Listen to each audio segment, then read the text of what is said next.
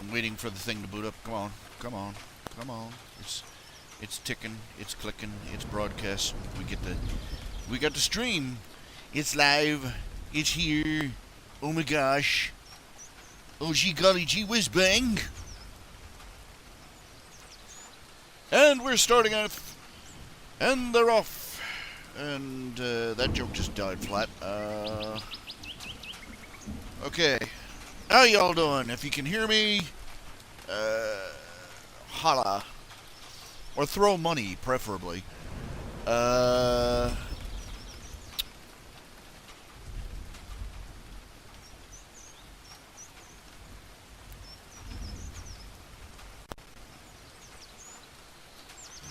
wish this thing would stop,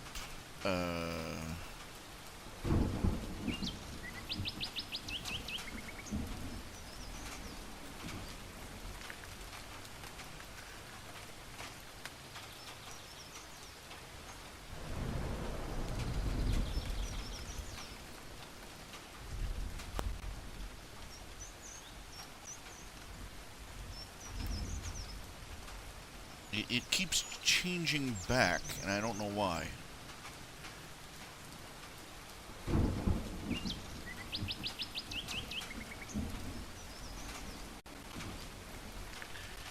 Come on, you stupid thing. Come on. What are you doing? What are you doing? What are you doing?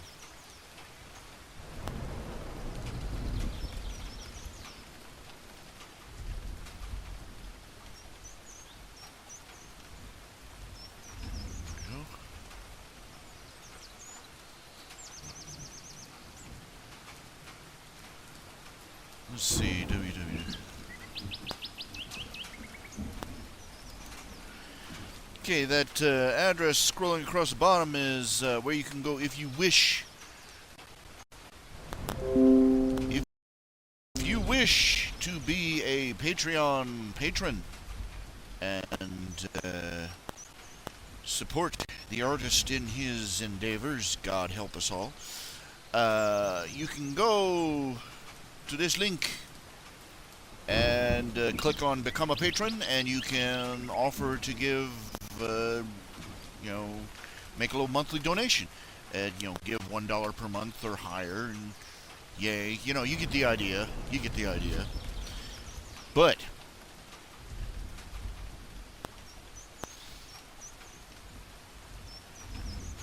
anyway, keeps the wheels greased, keeps the lights on, keeps the heat on. You get the idea. Riley King, we're not discussing theology, okay?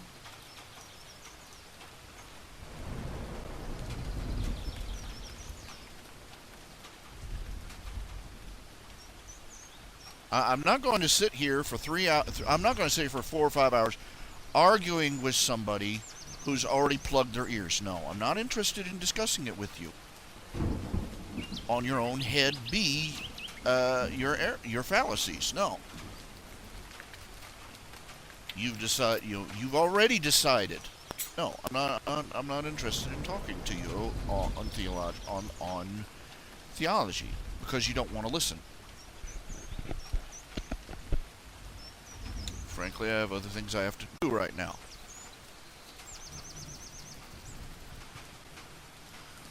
I don't care what excuses you have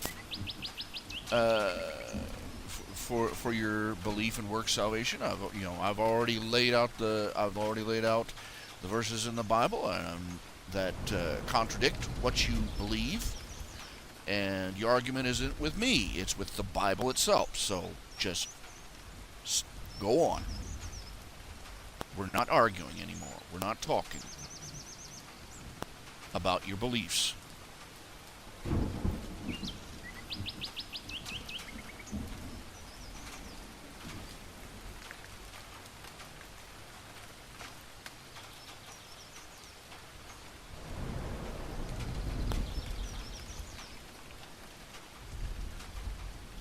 Let's see. Blah. I'm browsing through my stuff. I'm browsing through the Windows, looking for the things on the web page. Yeah. that is possibly the worst Arnold Schwarzenegger impersonation ever.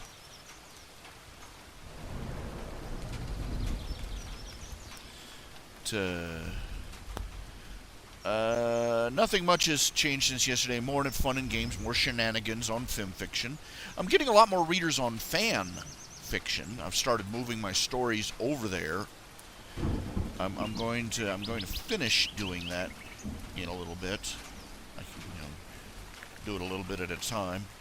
It's kind of tricky, the formats and everything.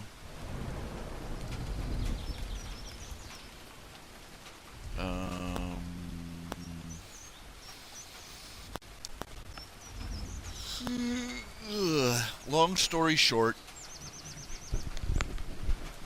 a couple of the mods are accusing me of plagiarism and blocking my latest story. Somebody who's read it has said no, this is crap, including the guy who wrote the original story has looked at it and said this is fair use. He has told the mods and admins this is fair use.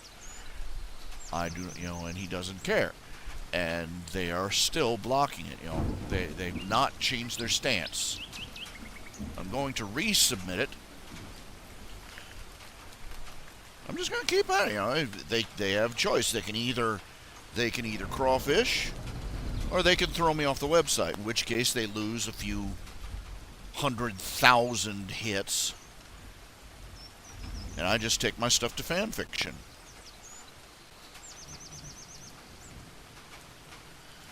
These people, I'm sorry, they've routinely shown poor judgment. I stuck with the film fiction website for so long because, it was the go-to place for My Little Pony fan fiction. And the site is very well organized, structured, very easy to browse, very easy to do to search for stories. Film fiction is still sort of blundering along with a page style that went out like 10 years ago. And it's a lot more difficult to use, it's a lot more complicated, it's a lot harder to search for specific kinds of stories you want to read, all that sort of thing. But the people running fan fiction, it's so large. Let's just lay it on the table. The people that are in charge of film fiction show no discretion. They've got people on there who are posting porn left and right. They got they call it Foal Con. They're ever so clever. It's kiddie porn. And it's only a judicial loophole that keeps it from being illegal. I pointed this out. This is a bad idea. It's immoral. It's repugnant. It's what the hell, you want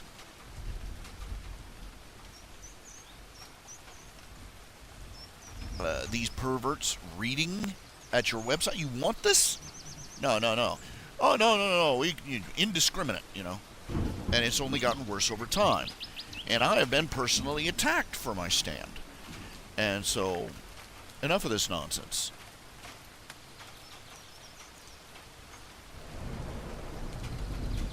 They say, this is I've got a dozen reasons. I really should be ashamed of myself for staying with them as long as I have. Now that I say it out loud,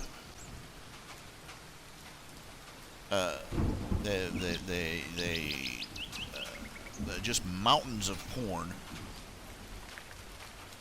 in their adult section, and the stuff gets advertised right on the front page.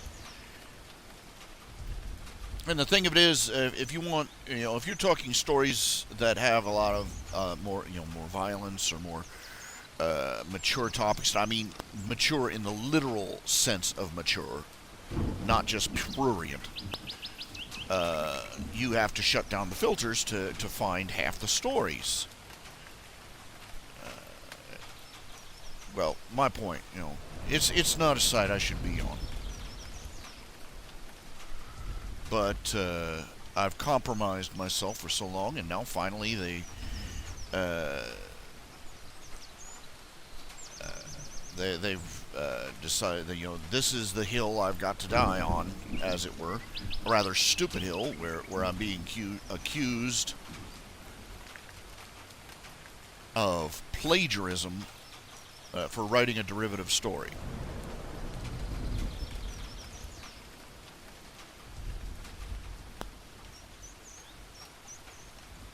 I'm a I'll admit to it. I've been a hypocrite. I've been a hypocrite for staying with them for so long. Because I kept making, I'd make all the excuses, oh, they have this over in a separate site. Oh, they have it behind filters. Oh, they do this, it's not that serious. Every other site's going to have this problem. Blah blah blah blah blah blah blah blah blah blah blah blah blah blah. And I've been, I found fanfiction.net, and I thought, and I decided that I need to switch over to a more generalized site anyway. Bugs, I've got gnats. But I've been putting it off because it's a pain in the butt to transfer the files from one format to another, and to break them up into chapters and everything else. So I've been delaying. And I'm sure fanfiction has the same problems, but fanfiction, at least the fanfiction.net,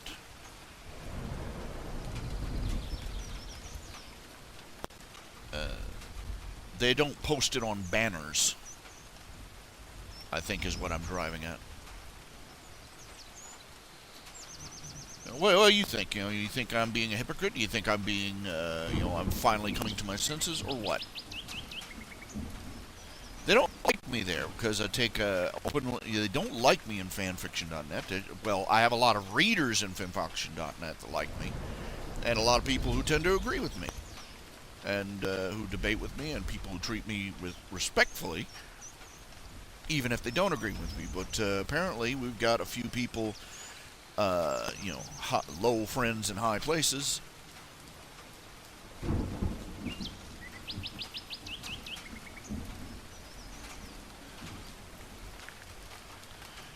Riley King, if you believe you have to work to keep your salvation, you believe in works salvation. Please don't quibble.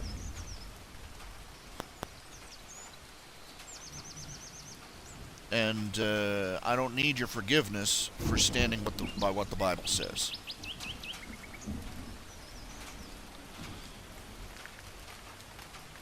Now this is what I'm talking about. Terrible testimony. The more I think about it, all I'm doing, I don't know. Was I a hypocrite for even going on the website in the first place?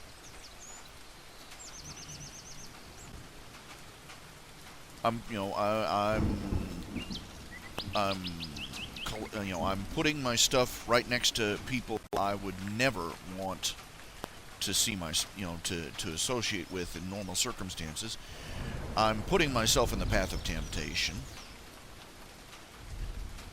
I'm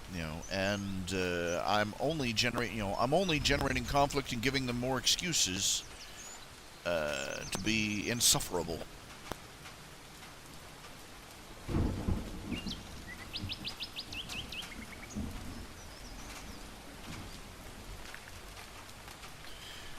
And it's reached a point where they're willing to play silly games like this, where they're trying to accuse me of plagiarism, when anybody with two eyes can see that the story I've written is not plagiarized. That's pretty much it. half the reason I've stuck, another part of the reason I've stuck around there is because the instant I leave, it's pride.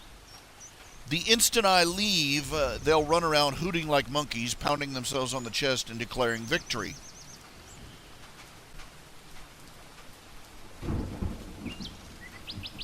We flung enough of our mighty poo to drive the villain off. Ook, ook, ook. Bananas for everyone.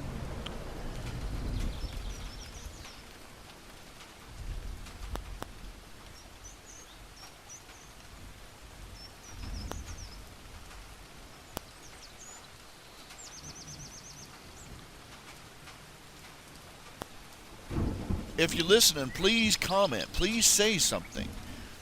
It has been... let's see. It has now been 19 minutes and no conversation. Come on. Talk to me. The story that's being accused of ripping off is... it's called... The story... Okay, let me back up. Guy posted a story called... Would It Matter If I Was? The author's name is G-A-P-J...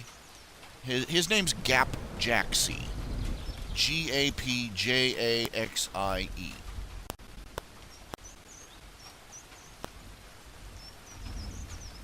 The premise of the story is the changeling invasion...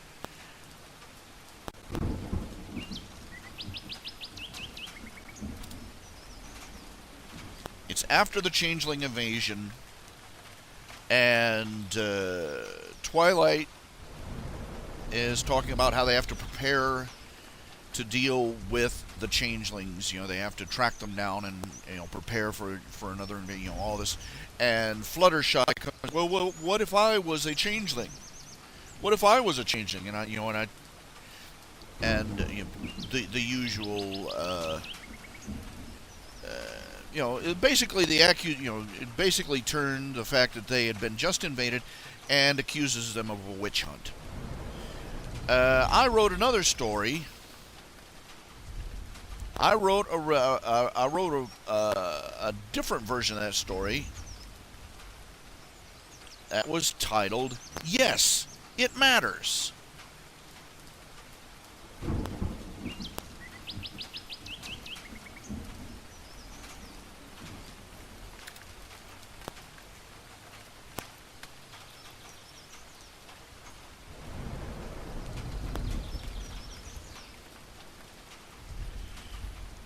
Where Twilight says, yes, of course it would matter. And she proceeds to tell Fluttershy exactly why it would matter. Anyway, I tried to get that story approved, and I got bounced. I got a bounce back. It said, we can't approve this because it is plagiarism. I said, this has got to be some sort of joke. Somebody got a bug up their butt. So I contacted a couple of the other mods and said, no, I'm getting blocked here on posting this story, and it's obviously not plagiarism. And they bounced it back and said, yes, it is. And they are all joining hands in a big circle and chanting Kumbaya until I go away.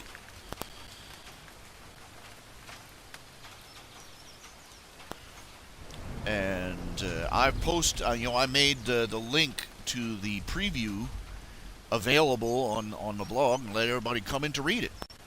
And they're saying this is not the guy that wrote the original story is saying no, this is not plagiarism. And he's flat out told me. They contacted me and asked. I told them that I'm fine with this. This is fair use. But no, they're playing this game. Apparently, one of the new mods is a former editor for Equestria Daily. I wonder where they picked up this little trick.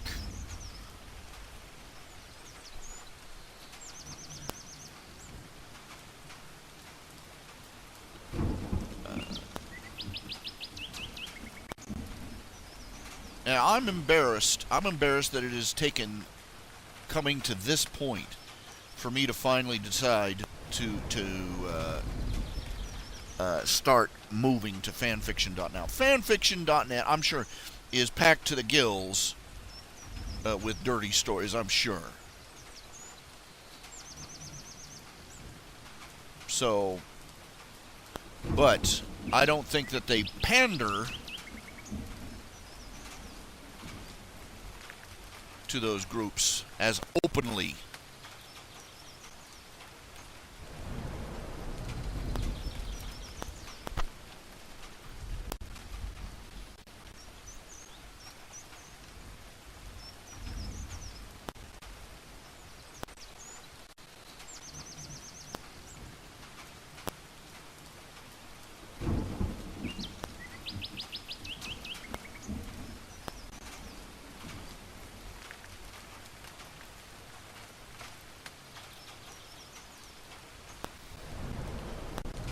In fact, the sheer bulk of stories on their site means that this sort of that sort of prurient stuff is delegated to the status of a minority.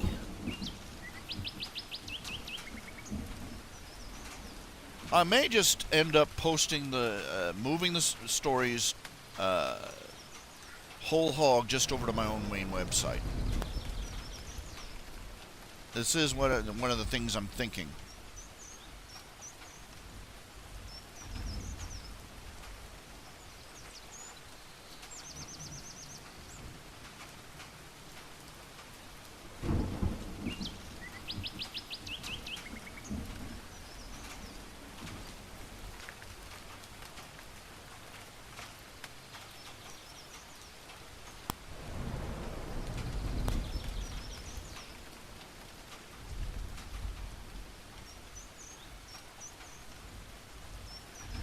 I don't know.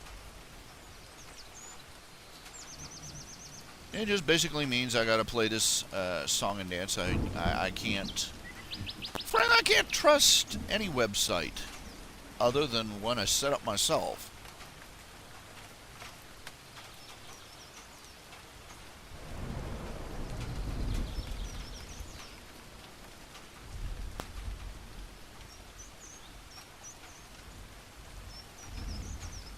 For this basic reason.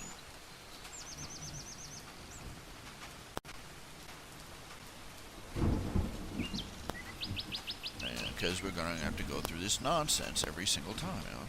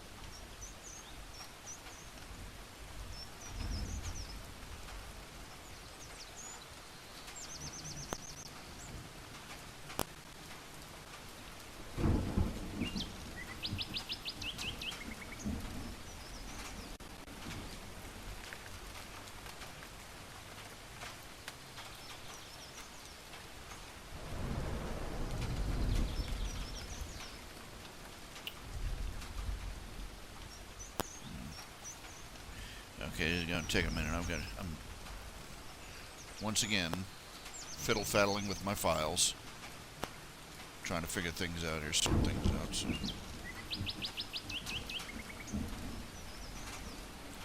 Downloads.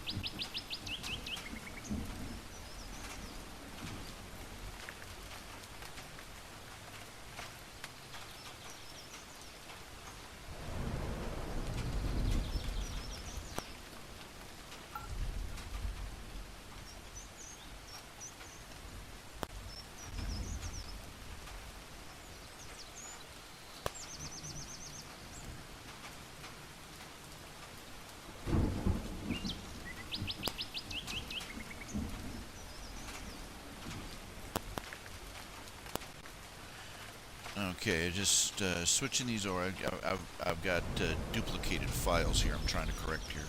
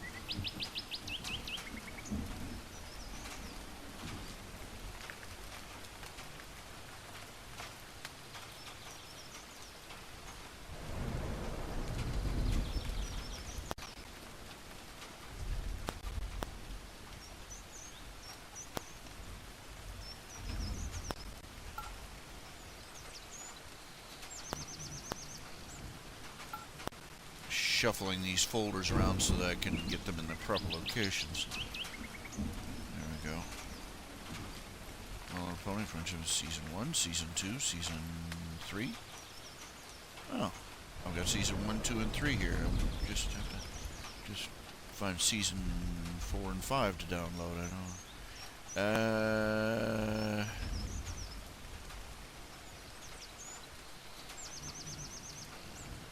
My brain just stopped. End of the line, everybody off. Okay, there's two formats that they can do.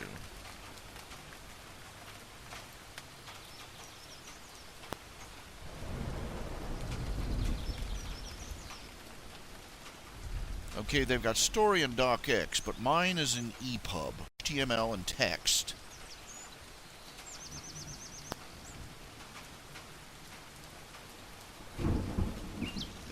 It means that I can't just upload the file. I'll have to do the one chapter shorts first, I guess.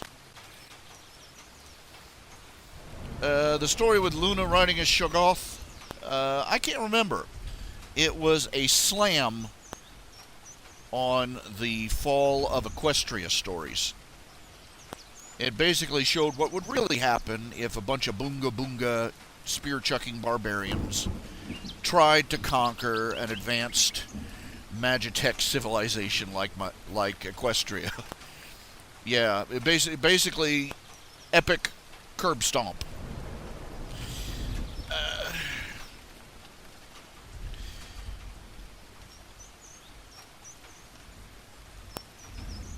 That triggers something in me. It does. It just those fall of Equestria. I mean, there are all sorts of perversities and depravities and sick fetishes ranging from the merely odd to the outright sick. But some of them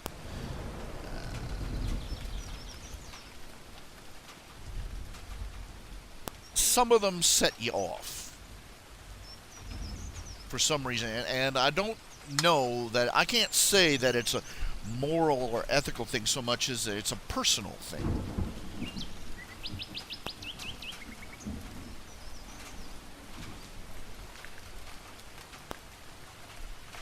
I really think that the reason that the fall of Equestria stories generate such anger and revulsion is because this freak is taking something that I do hold dear to my heart, that I do love, that I do value, and smearing it on his backside, and then holding it up and showing it to me.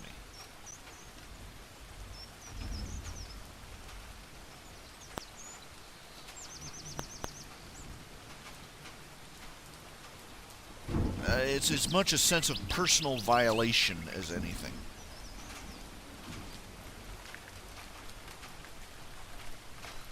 It's not necessarily rational, and it's not consistent, because it's not because I'm, I've got this moral high dudgeon and I'm, all superior and my Christian piety is offended. I'm a sad, sorry mess of a sinner, the same as everybody else, and I am emotionally inconsistent at best. Something about the fall of Equestria is it just, I can't help but take it personally.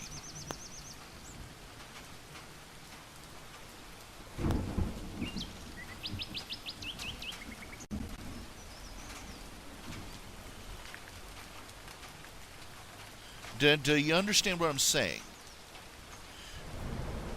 Okay, I really should generalize my topics of conversation more when I'm on the air.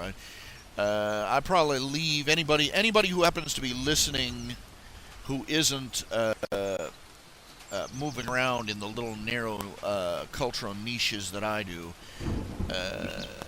isn't going to understand a word of what I'm talking about.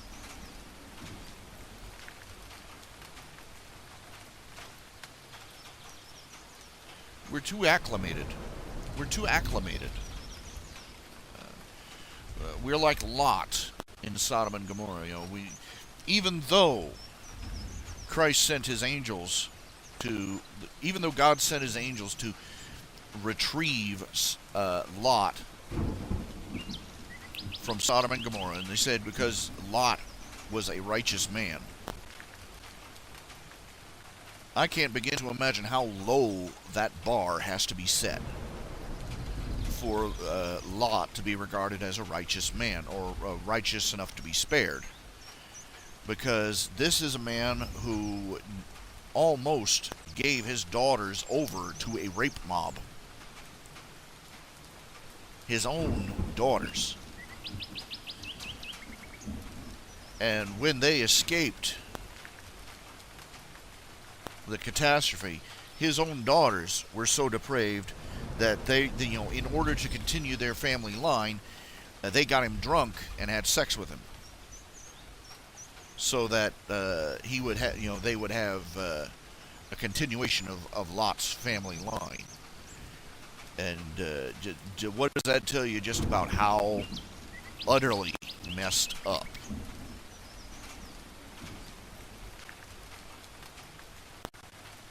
Lot and his family were?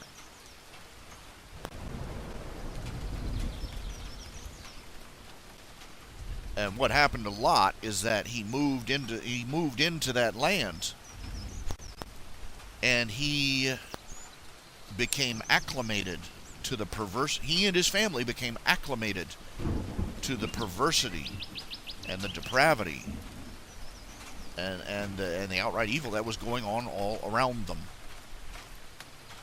And that is happening to us. It's happened to me. I see things regularly. I go looking on the internet, and I go looking at things I shouldn't, frankly. And that is my confession for the day and my plea to God for forgiveness. But I see things regularly on the internet all the time that at one time would have literally knocked me right out of my chair. It's like I turn out, oh my God, and now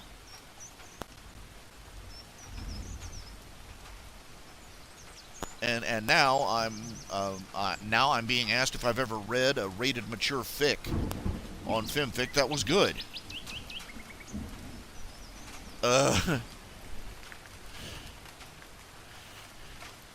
And nobody in the room is turning a hair at the question.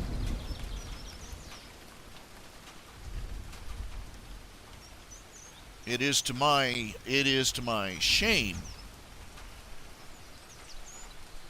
and a sin that I confess to Christ that I ever read any at all.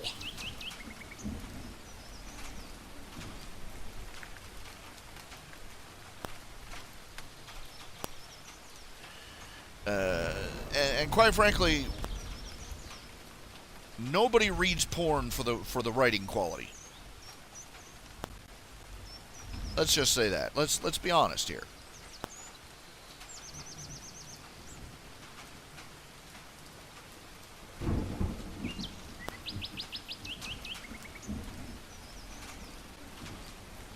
Now, I've seen a lot of stories that are rated that, if you're talking now, okay, distinguishing here. You're asking if I've read a mature story as to versus a mature story. I hate the fact that they use that term for it. I hate the fact that they use the term mature writing for porn.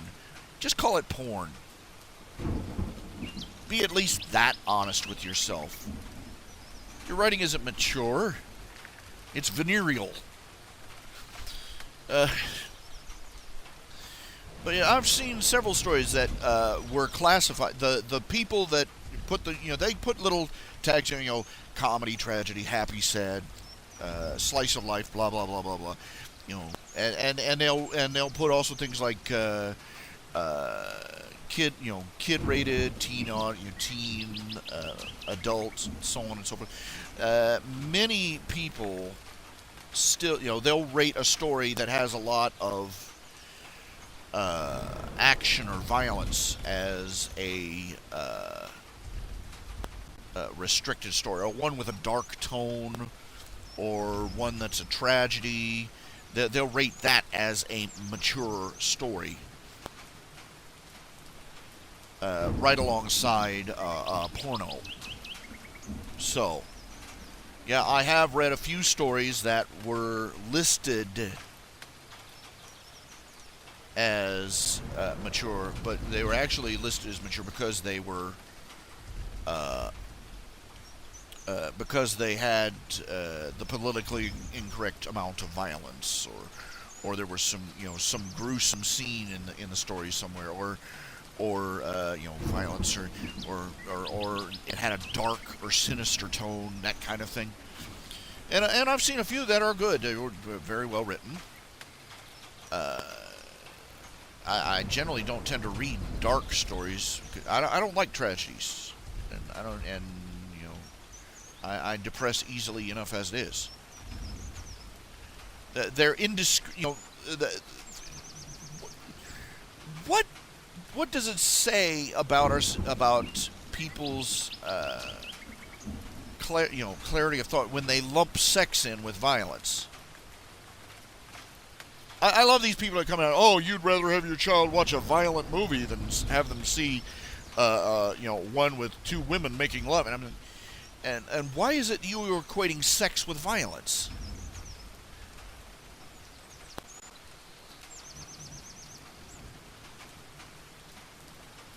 It's because people were lazy. They didn't want to have two different rating systems for movies. That's what it amounts to. So they got the G, PG, PG-13, R, and X, and NC-17, and X, the things that get a movie moved up or down that scale include things like sex, violence, profanity, and they just lump it all together. So you go into a PG movie, you don't know whether you're going to see. You go into a PG-13 movie, you don't know whether you're going to see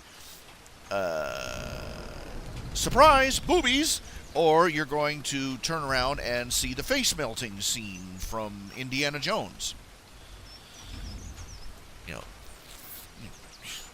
Nice, thank you.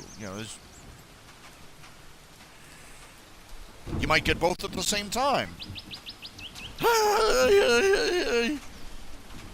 But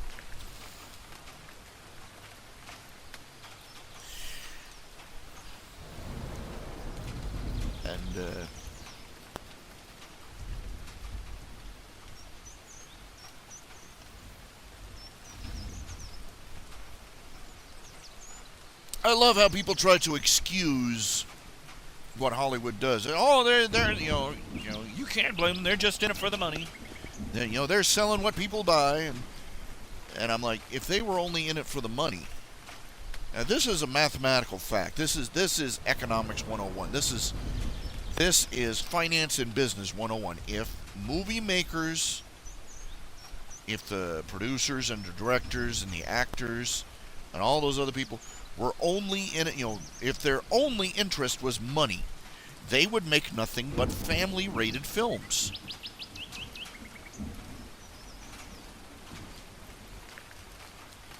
Because family-rated films rake in more money than all the other ratings combined.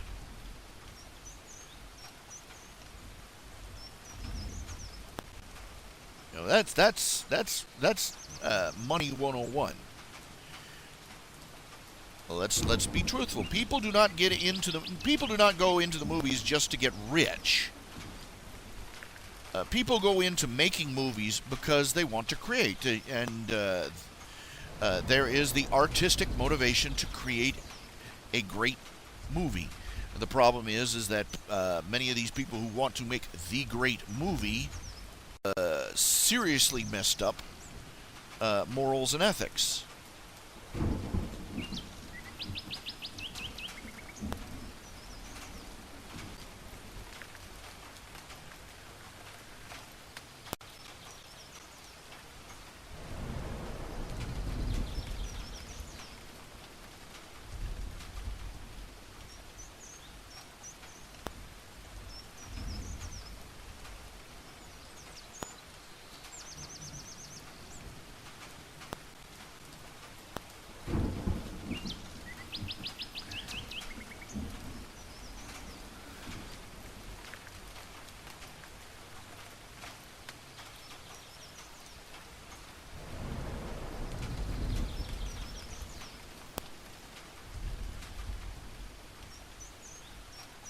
So it's not just money. When it's not. They try and blame the content of the movie on the audiences. Okay, the audiences are culpable for what they paid for, but it isn't. If they were, if the audiences had as much control over movie content as they think, then they would not be making these offensive movies that keep people away in droves. They wouldn't do it. Brokeback Mountain would have never seen celluloid, okay? Bowling for Columbine would have never rolled. You want to know how pathetic Bowling for Columbine was as a movie? The same time they were airing Bowling for Columbine, theaters were also airing re-showings. You know, they brought it back out. Re-showings of the Richie Rich movie with Macaulay Culkin. And the Macaulay Culkin movie raked in more money.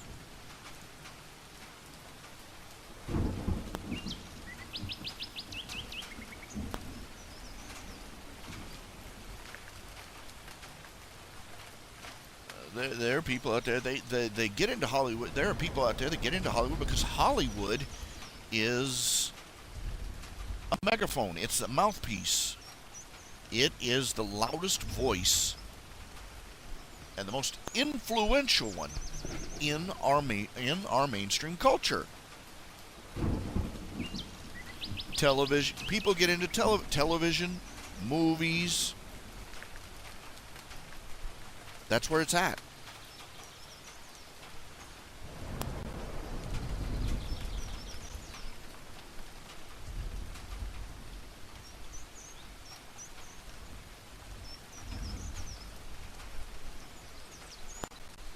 All these Occupy Wall Street types who scream bloody murder about the evil corporations trying to brainwash us with their Coca-Cola commercials. The Occupy Wall Streeters are basic, and their ilk in the mainstream media and in the press are trying to do precisely what they're accusing Ronald McDonald and Coca-Cola of doing. Brainwashing people into buying their product.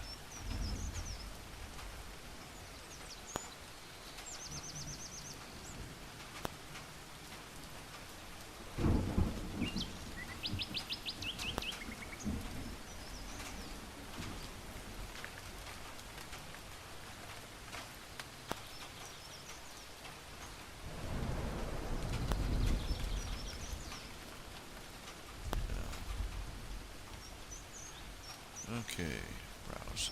Let's see. Okay.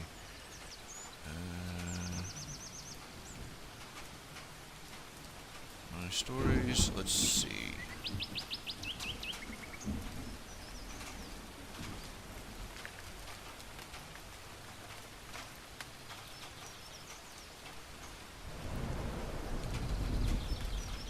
Okay.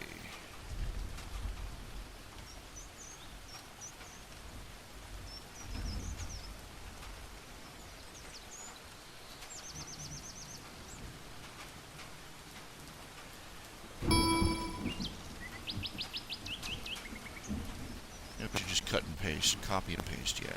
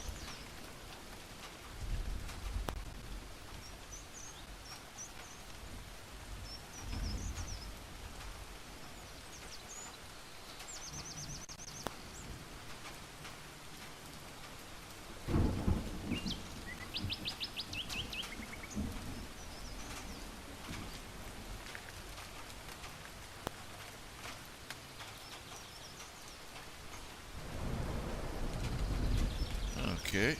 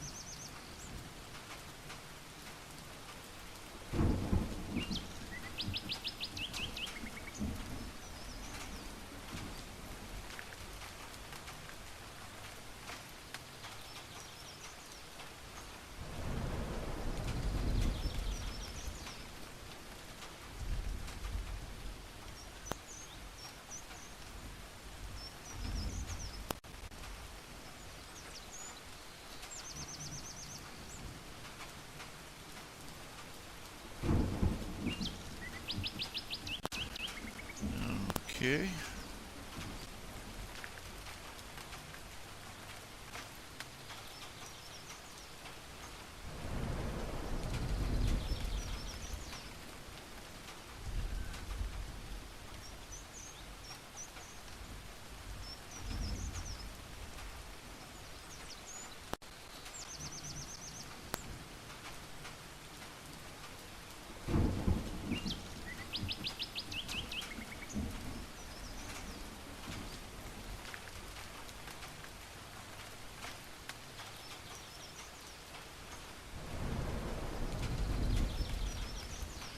Okay, I'm just uploading Shorn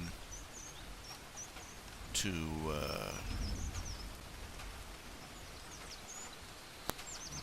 yeah. Let's see here.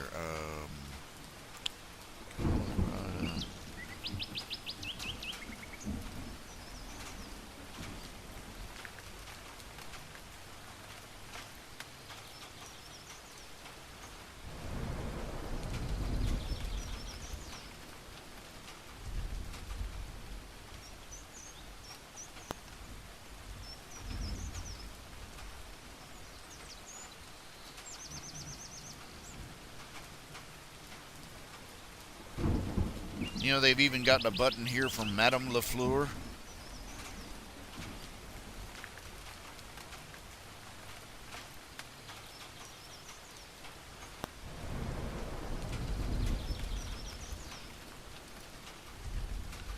That's Pinkie Pie's imaginary friend, the bag of flour.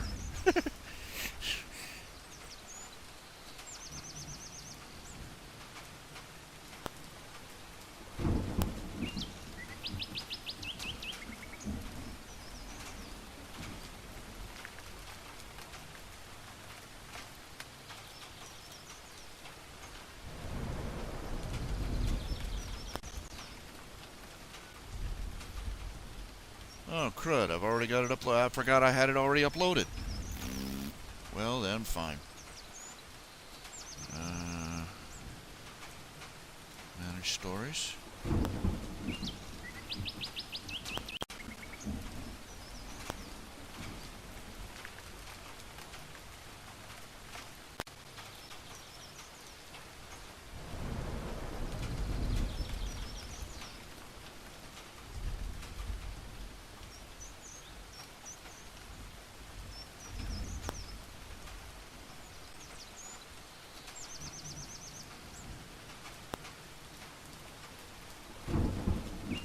Okay, I've got more of my stories on fanfiction than I realized.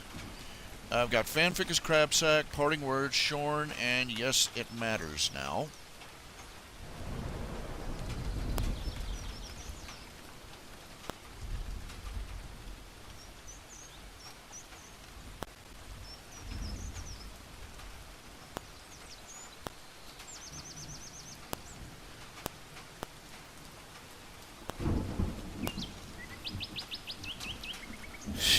Yeah. Yeah, why is it that fanfic writers can write better griffins than the staff writers? They set the bar really low. There you go.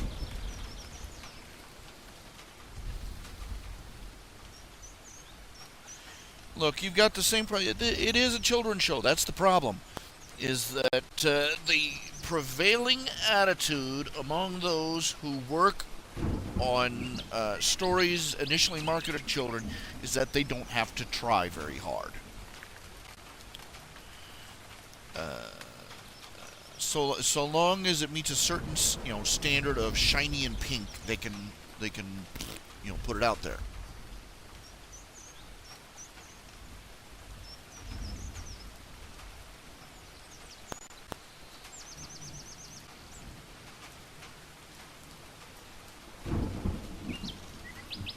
I forgot to fix dinner. I'm starving. Debating on what to do. I don't really have anything to just pop in the microwave. Let me think. Maybe I do. Of course, if I pop anything in the microwave or toaster oven, I'll end up either burning it or forgetting about it, getting cold, or over boil it, or something. Can't broadcast and cook dinner at the same time. It's kind of a bummer. Okay, speaking of which...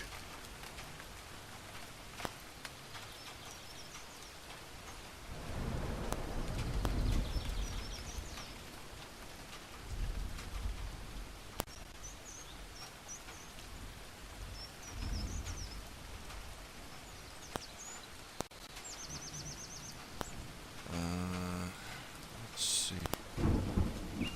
It is so tempting. This is the danger of having fast food delivery in your area, because it's so tempting. I don't want to fix anything in the kitchen. I just spend $10 and get like a pizza. I'm fishing for permission. Go ahead, buy yourself a pizza. That's what it is.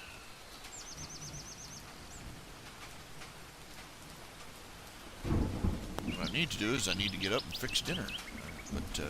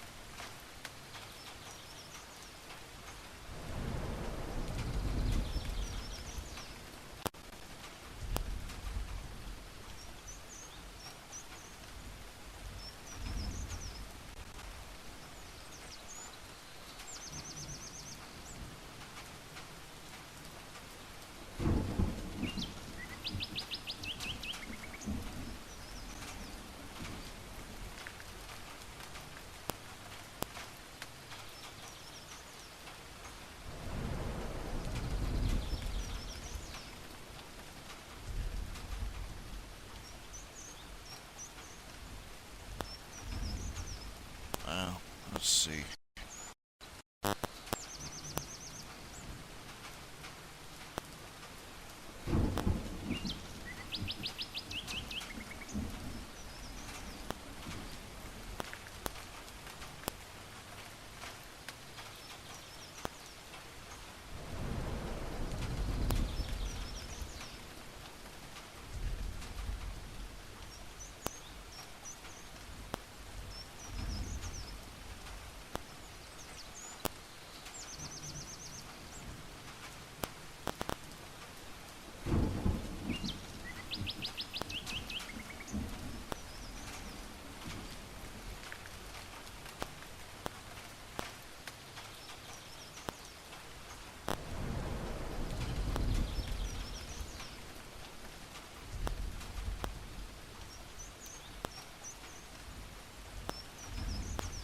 Yeah, I'm trying to think and nothing's happening. That's a tragic state of affairs.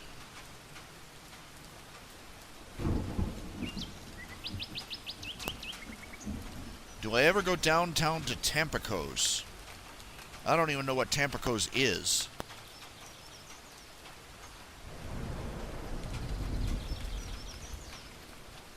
Do I have my cell phone nearby? No, but I have two fans. Let's see, I have a fan and an air conditioner. There we go.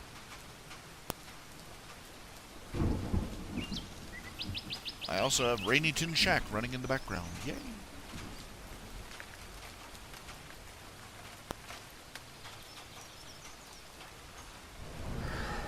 Trying to resist.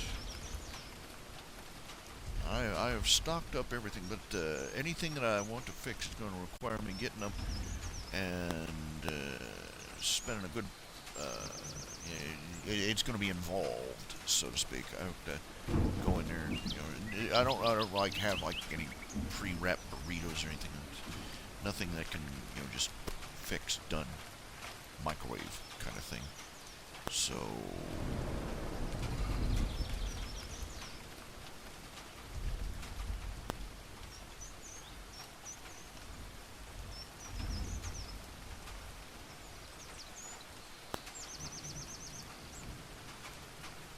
Even fix. I don't think of it. I don't have any sandwich fixings. Don't have any bologna or salami or. I can make up some chicken. I need to make some tuna salad or chicken salad or something. Sometime get some bowls of that stuff.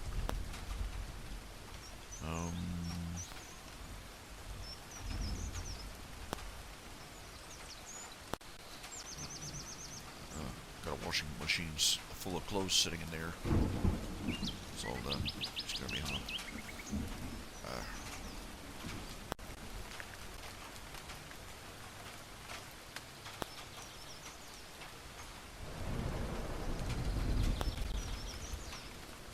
Oh, I've heard. Yeah, I've heard of the name. I've never gone to Tampico's. I've never gone to a, sit down. I've only gone to like Taco Bell. So, Tampico's.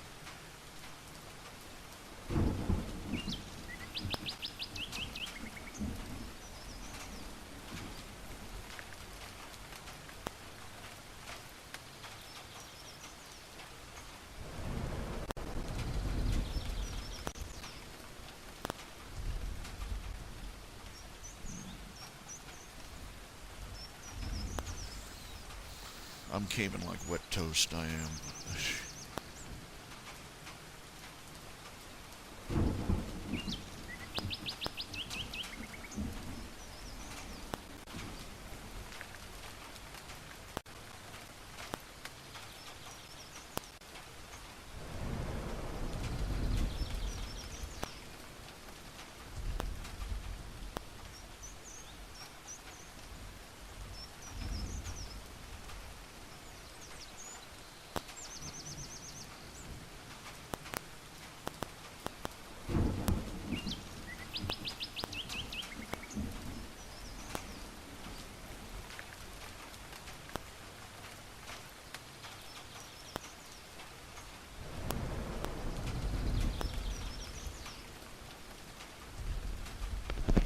Okay, I'll be back in just a second.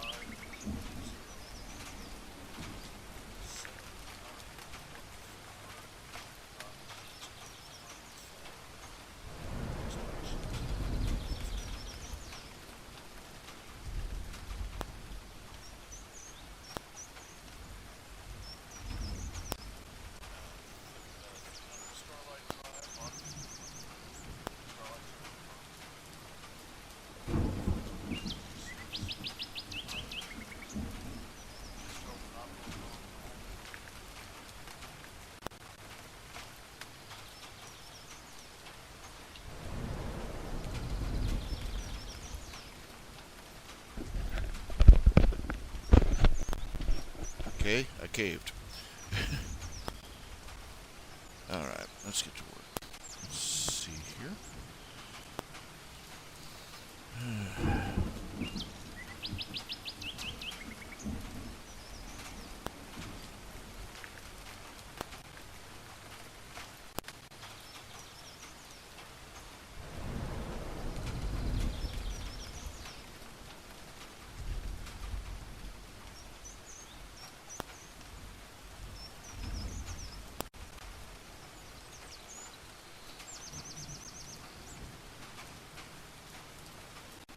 Okay, let's see.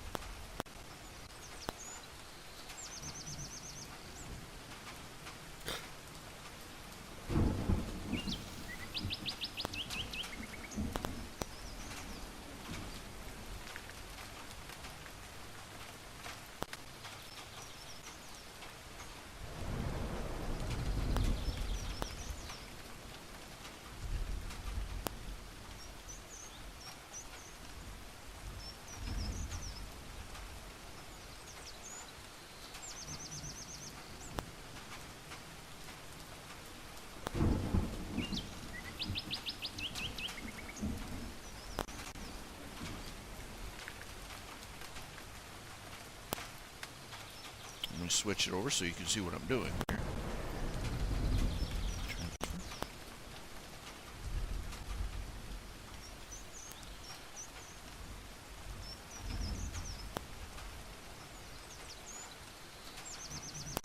I'm not working enough. I'm not working enough. 4 hours a day is not enough.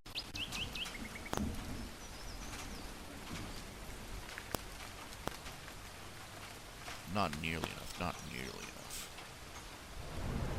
I could say it, but I need to change my behavior. Or I need to change what I'm saying.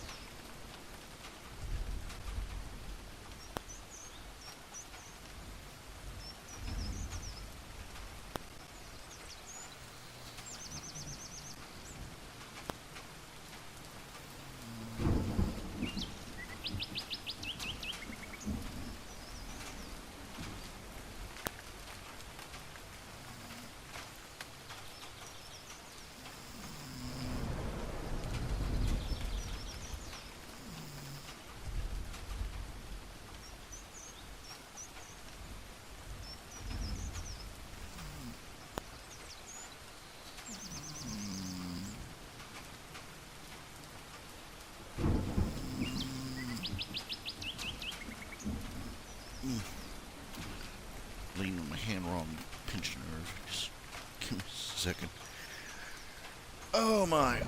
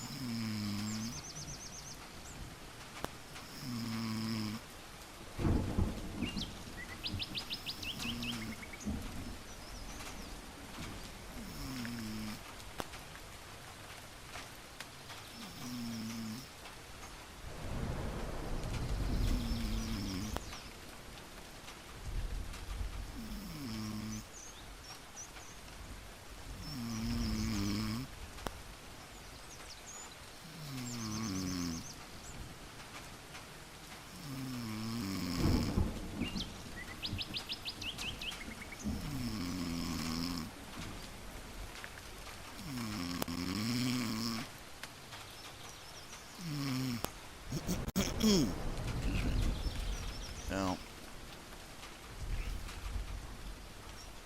I'm a little fuzzy at the moment. I'm just trying to focus on topics of discussion for today and on various things.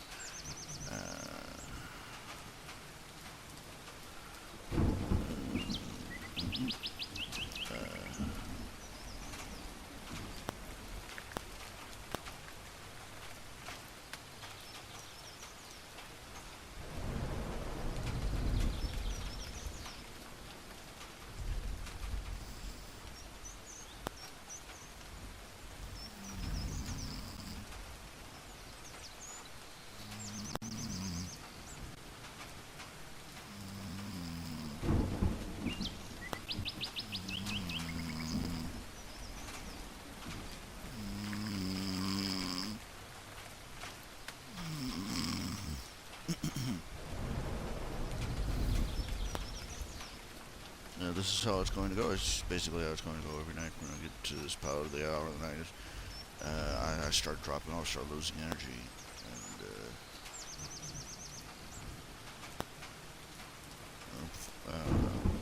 no, I'm not. Just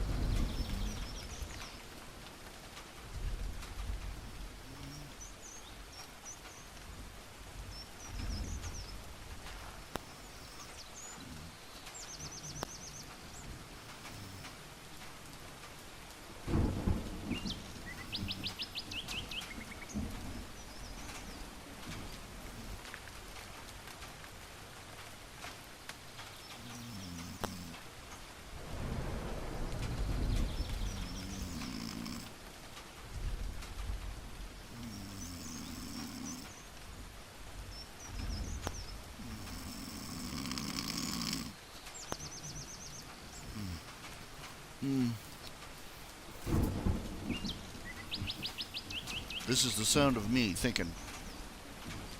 It's kind of tragic, isn't it?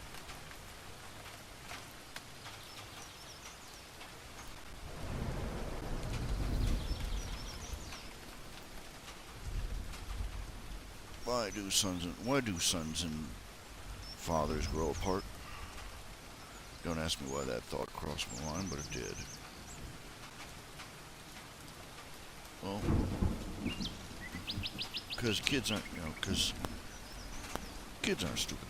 They grow up, they start seeing that their parents aren't perfect, and it's kind of a punch below the belt.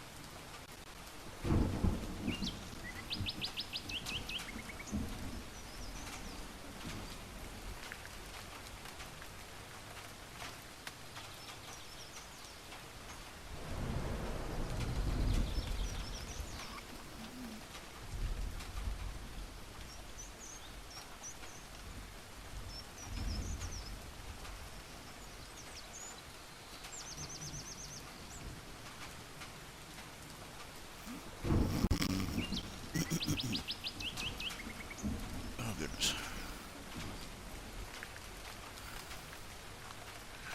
I hate it when I get like just that wave of tiredness that hits about this time of night, leaving me flat on my can.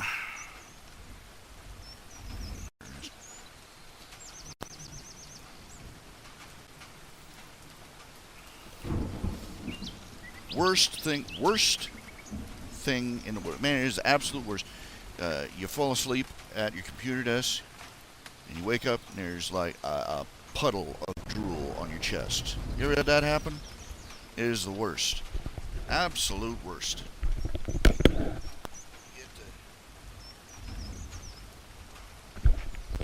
It's bad enough when you ain't wearing a shirt and you got the bleh right there on your chest, but you wearing a sweatshirt, oh man, it soaks up like a sponge. You got no choice but to change. There you are with a big old drool shirt on. Stand there with an air dryer trying to dry off your chest. Uh,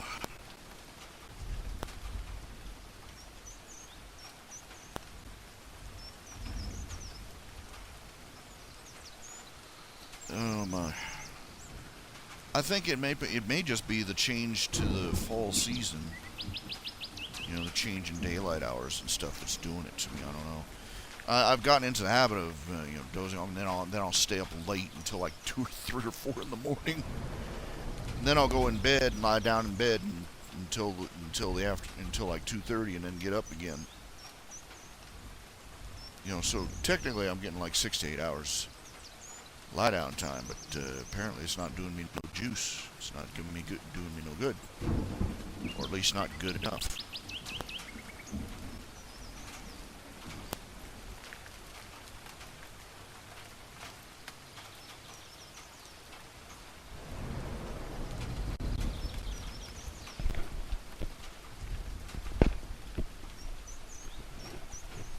Waiting for the pizza guy.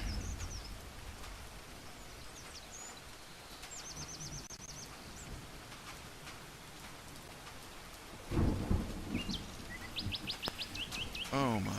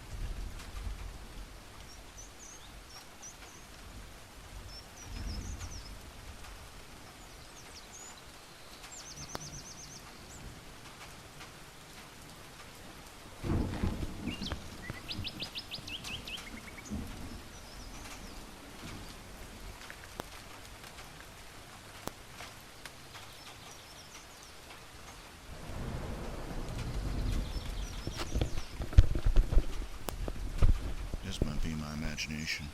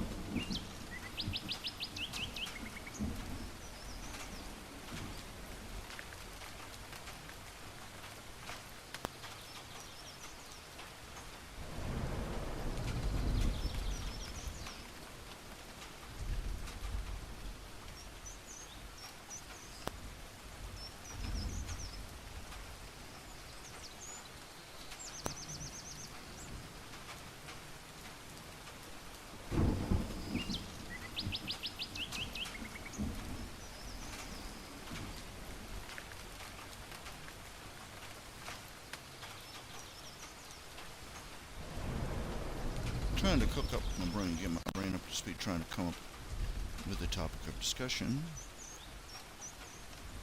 Really, I'm just really tired and hungry. I'm waiting for my dinner.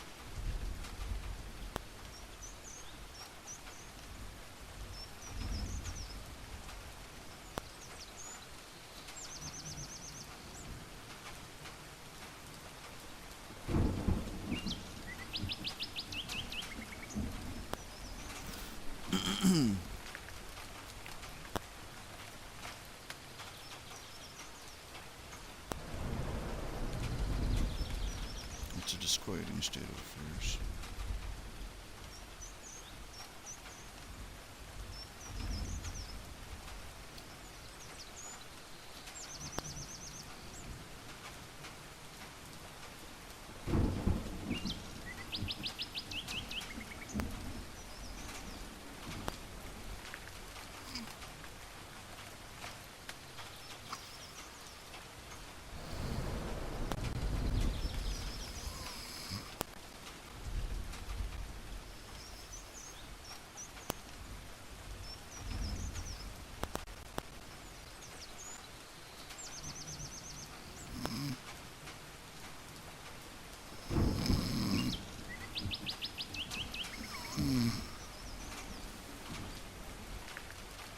Mm.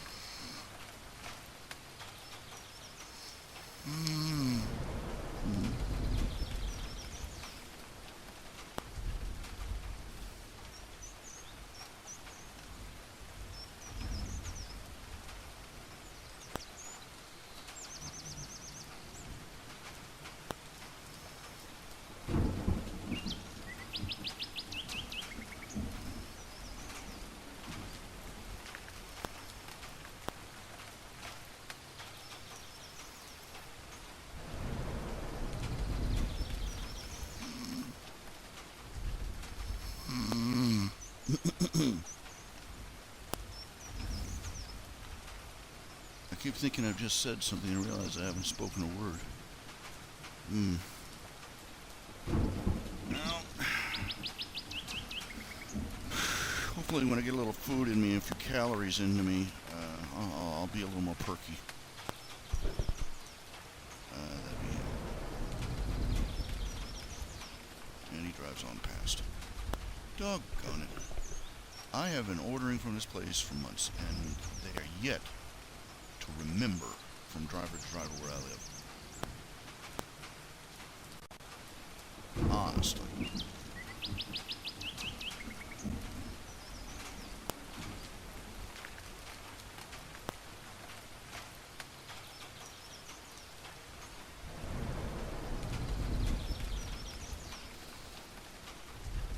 That's a neat trick there for slicing tomatoes or cherries or things like that. Put them between two lids and slide a knife between them. That's a hand. I learned it myself. Very handy. Not that I have very many like tomato cherry slicing moments, but there it is. It's amazing how many of those. All those solutions are so simple. Little bitty solutions for everything.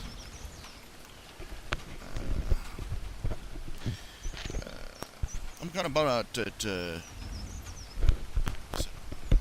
on in. Am I there? Front door.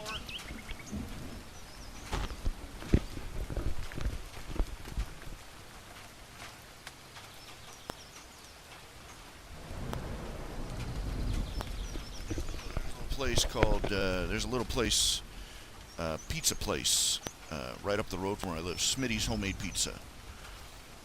They have pizza and sandwiches and desserts and drinks and stuff. And much better selection than Domino's or even, much better selection.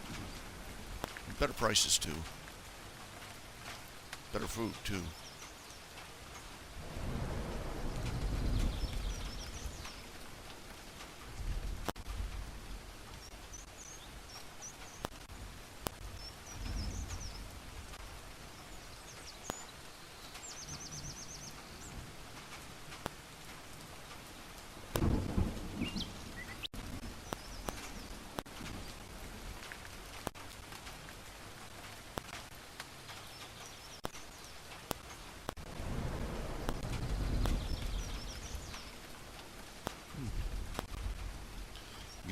followers on fanfiction.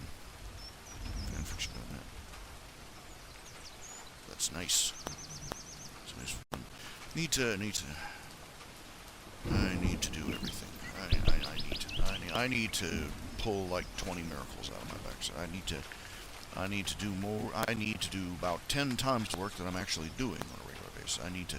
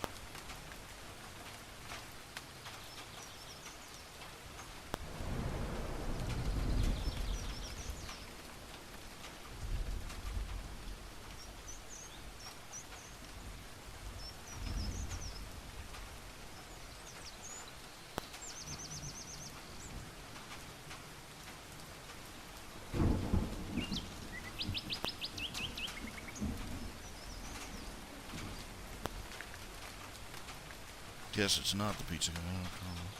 Just my imagination again. Just my appetite talking to me.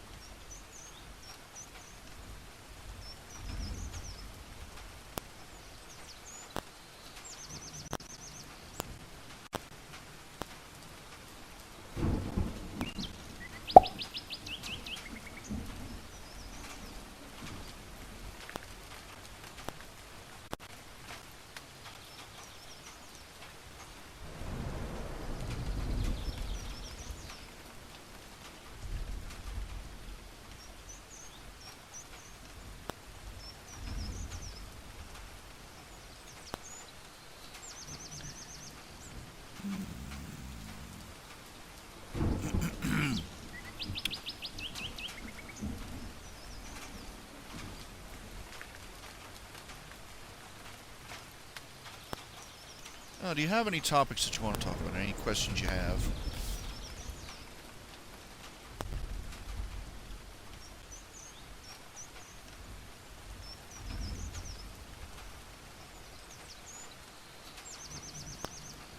Oh, well, you sit and read the audience, huh? Well, I'm glad you enjoy it. I'm still working on the next chapter.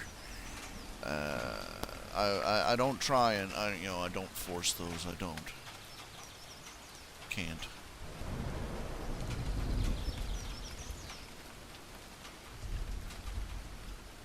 Just can't. Let's see.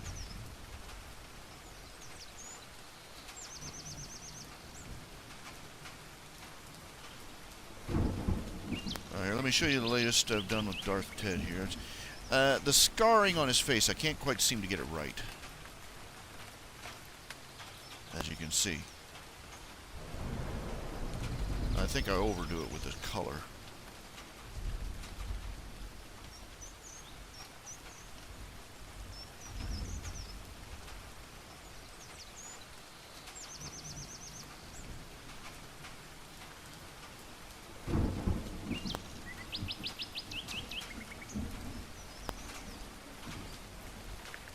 Turn it over so you can see it.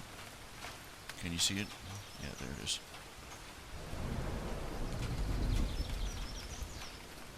I'm just a teenage dirtbag baby.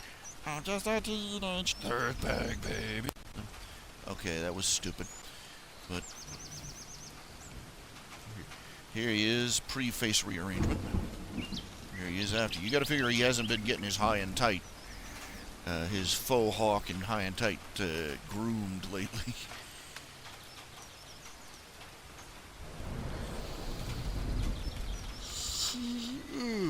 Beg pardon.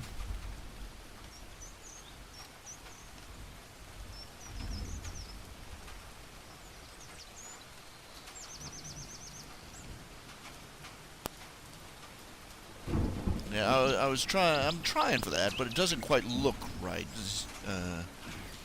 He's got at least a couple of major scars, like the one on his lip and on his eyebrow and such. But getting that craggy that craggy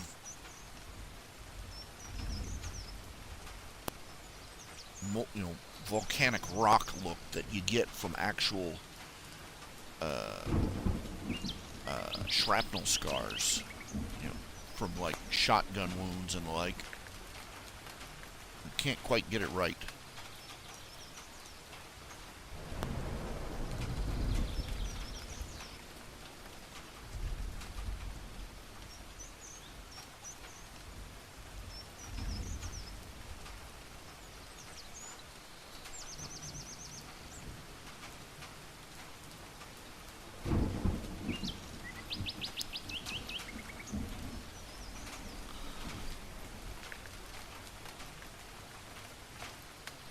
It'd probably do me better if I need to get some look at some more reference pictures. But yeah, this is a minor issue. It's not something that has to.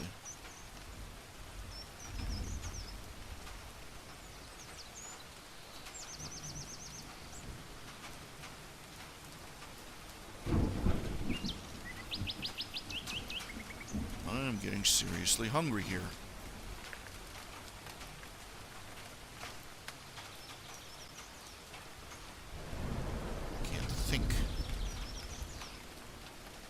Think on an empty stomach. Can't work too well on an empty stomach either.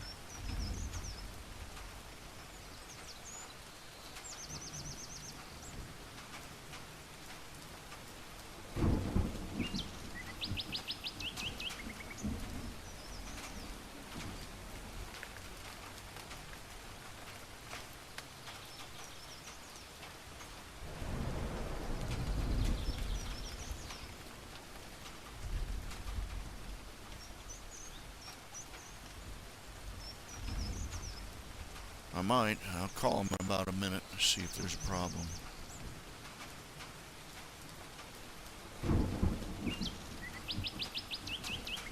Check my...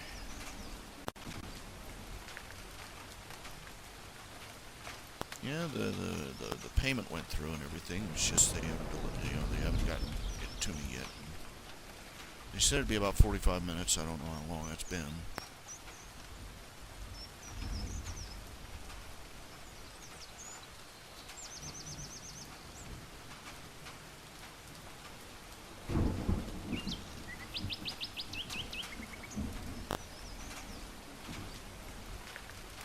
That's them.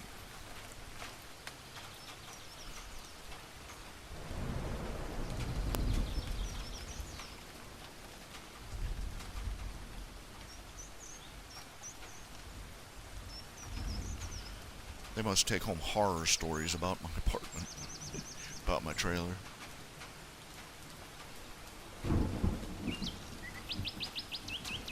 Important lesson. Tip generously. They don't talk as much smack about you.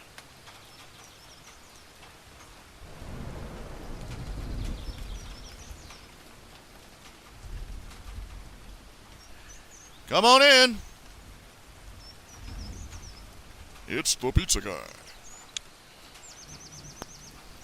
All right.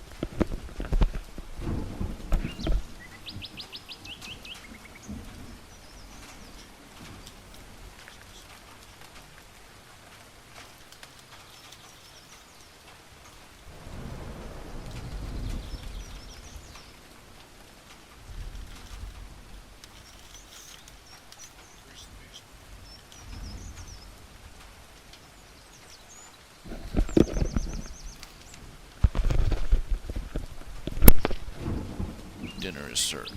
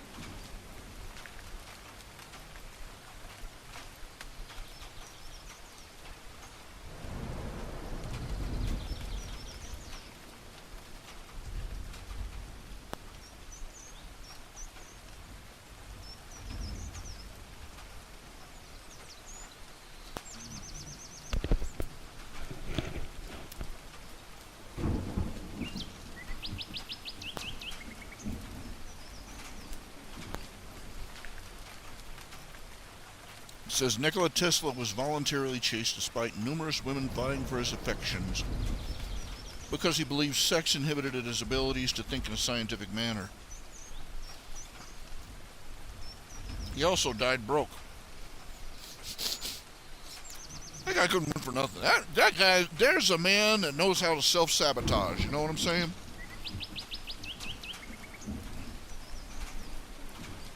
If he had just shown a little more, he could have had all the money and all the women. He could have had any woman he wanted, and he could have had all the money. But he had about as much business sense as a brick. He basically he basically let people rip him off.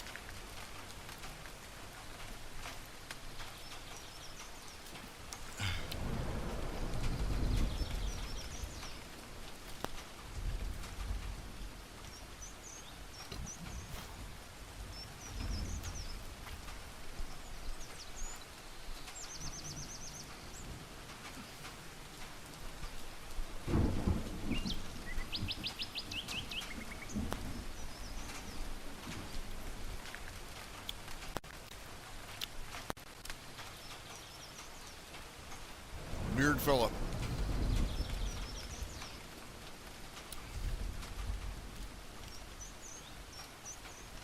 Everybody talks about, oh, if only we, if we had been, if we appreciated him more when he was alive, we'd be having burger stands on the moon, kind of thing. I think what would have happened is we probably would have been about where we are, maybe even a little bit behind. Nobody wants to admit it, but it's capitalism that makes the wheels go round. Look, it's culture and capitalism, not just in clever ideas that make the world go round. The Chinese had technology that, medicine, chemistry, technology that was literally centuries ahead of anything Europe had. And they went nowhere with it. They were stuck in a caste system. Japan was the same way. India, same way. And these incredible inventions. I mean, the ancient Greeks, they had some incredible inventions. The Romans, too. But they never went anywhere because they did not have a society that was necessary. They did not have the civilization that was necessary for the kind of progress that we see in ours.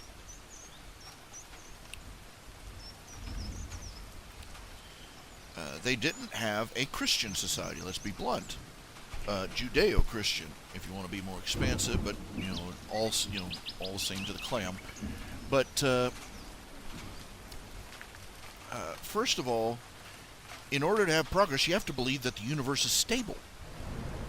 One of the fundamental concepts of Christianity and Judaism is that the creator of the universe established the universe, and that it is set, and that its laws are set in concrete. Whether you're talking of the physical laws or the spiritual laws, and to these philosophies and to these beliefs, these are one and the same. On the other hand, if you believe in a pantheon of gods who are all basically jerks and who are constantly squabbling, and you believe that the world is full of imps and sprites and spirits that are constantly pulling tricks on people, how can you can't build a frame of reference for scientific progress beyond a certain point, because there's a certain fatalism involved in that.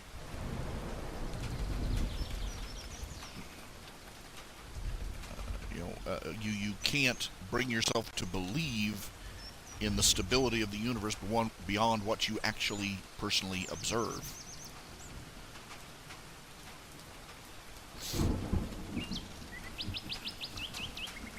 If you live in a universe where the explanation for a clockwork device is equally likely to be either complicated mechanisms built by an inventor or leprechauns in a cage, you know.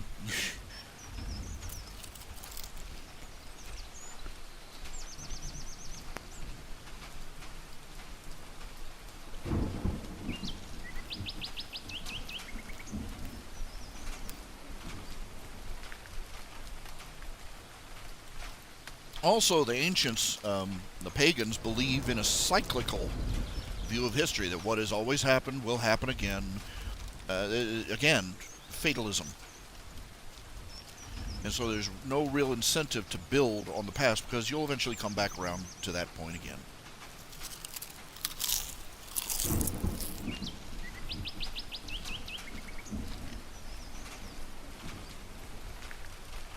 You'll see that in evolutionary theory too. Interesting side note.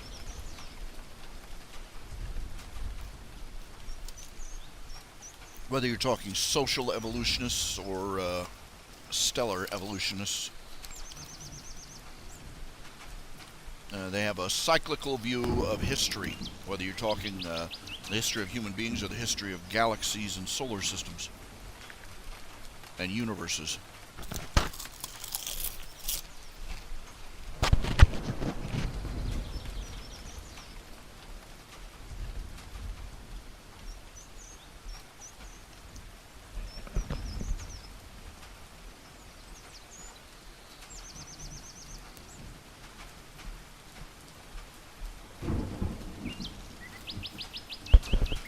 There are people that have argued. There's a very persuasive man wrote. He believes that it's materialism and atheism are bringing about the end of scientific rationality.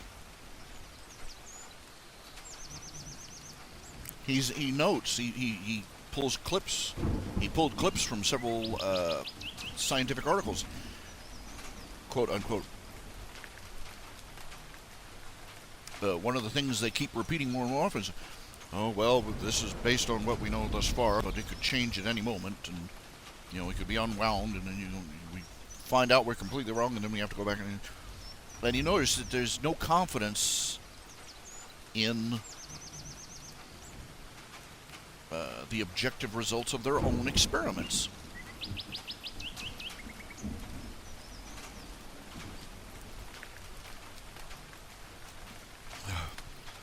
You can't believe in a system of law if you don't believe in a legislator.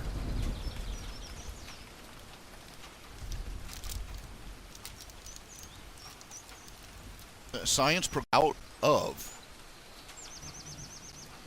Christendom, because Christians and the scientists who were devout Christians believed that God was consistent, that his universe would make rational sense,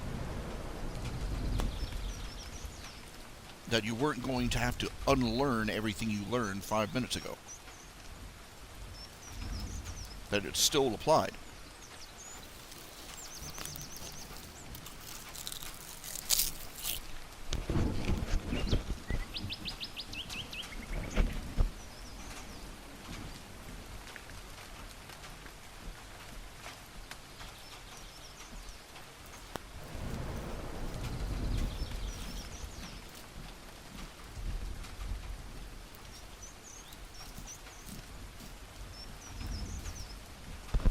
That you could, in a sense, build on the past. Excuse me.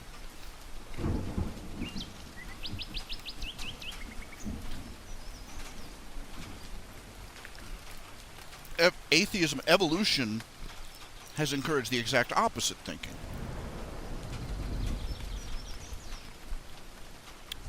Every time, they insist on believing evolution no matter what, but every time one of their pet models or theories is proven impossible, it upsets the whole apple cart. And they've taught themselves to not care. you point out that they'll upend the whole apple cart and just completely completely rewrite their just so story.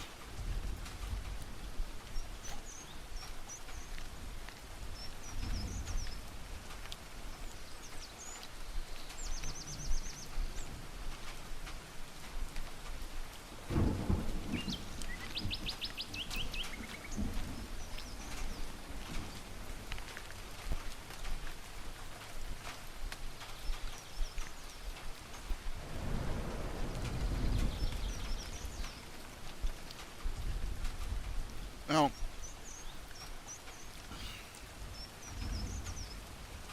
I mean, the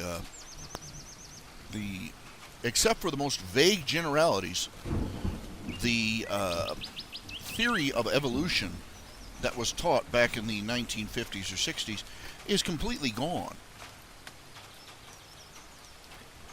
What they teach now in schools is radically different.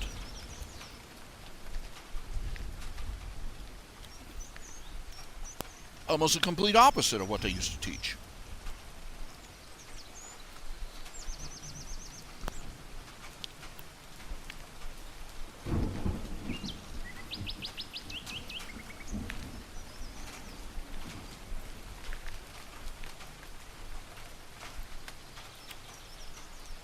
And because it's a whole house of cards, every time they change one of those cards, they have to. Every time they pull out one of those cards out of the house of cards, they got to build it all over again.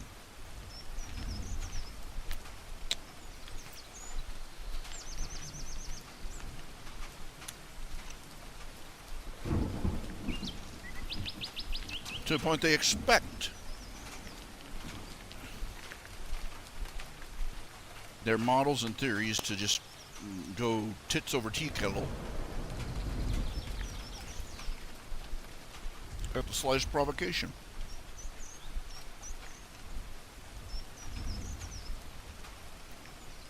Now, some people will point to, like, theory of relativity. Oh, well, the theory of relativity reversed everything we thought we knew from Newton. Actually, no, it didn't. Albert Einstein's theories did not overthrow Newton's. They completed them. See, Newton's models only went so far. They described the behavior of physics in the narrow bandwidth at which humanity lives.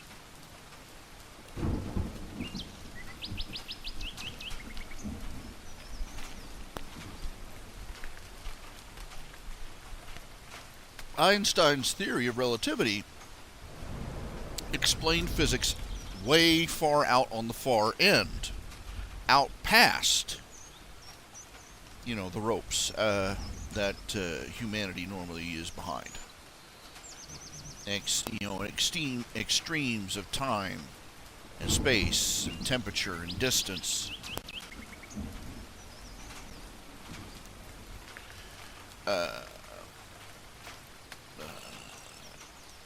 All of Newton's theories still apply.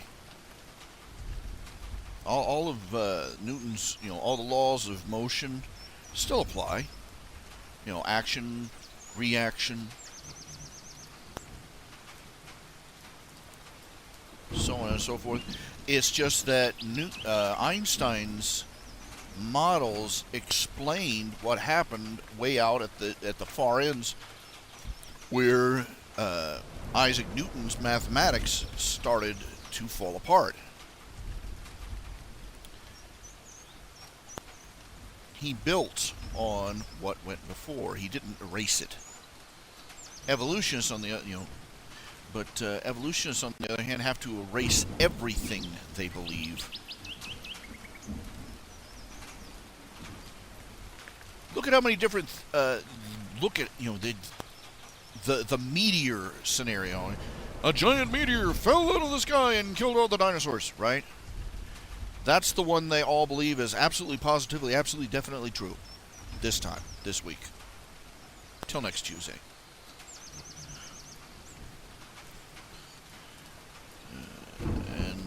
for that, they blamed it on climate change. They said that an ice age happened.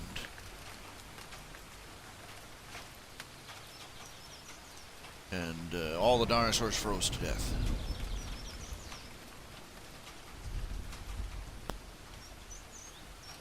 And so on and so forth. And there are ones where they theorized that new plants evolved that were poisonous to the dinosaurs, and they all died of starvation. And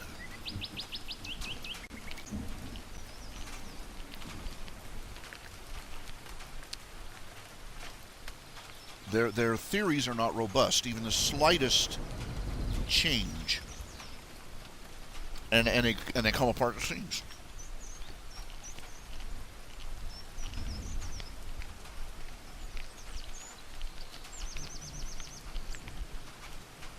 They live in a world of complete unpredictability that has been, complete unpredictability and ignorant superstition that hasn't been seen since the age of the ancient Greeks.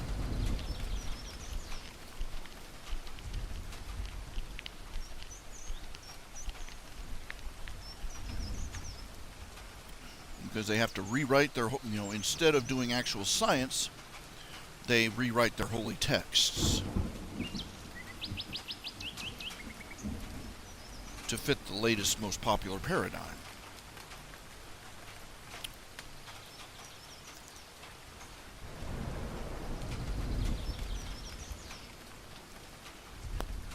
And that attitude has spread to the scientific community at large.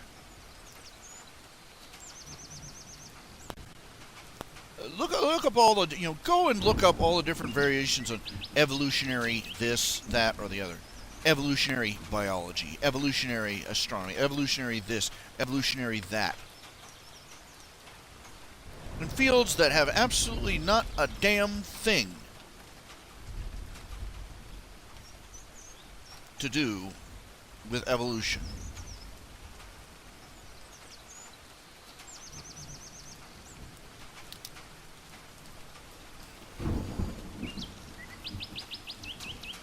The Darwinistic philosophy has penetrated every field of science.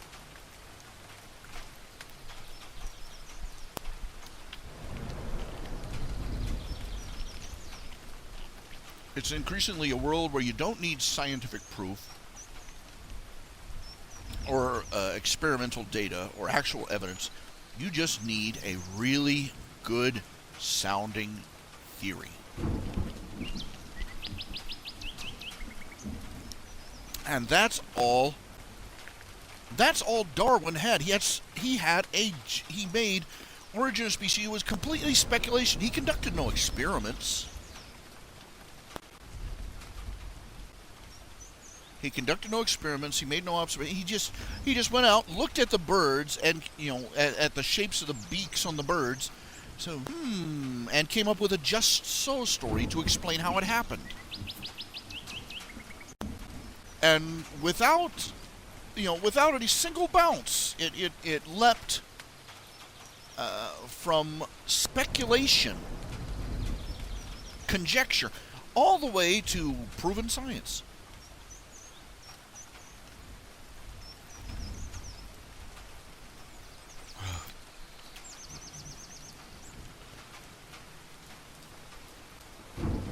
And any evidence, whether you're talking in a laboratory or out in the field digging up fossils, has been not observed but interpreted according to the theories of evolution ever since.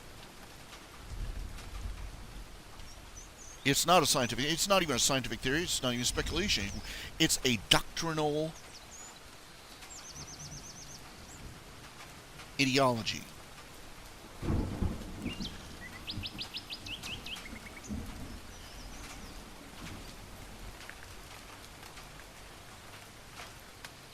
In the way that Christians are supposed to examine moral issues in light of the Scripture.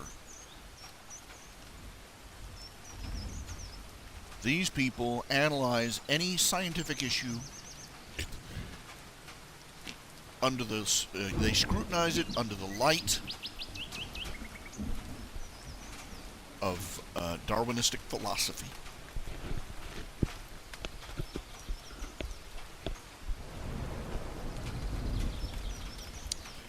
And more and more and more and more, science in general flounders. They're still making all sorts of shiny discoveries, fancy new toys, but they're going to threshold because they're not going to be able. The Darwinistic philosophy is going to make it impossible for them to trust the evidence of their own experimentation.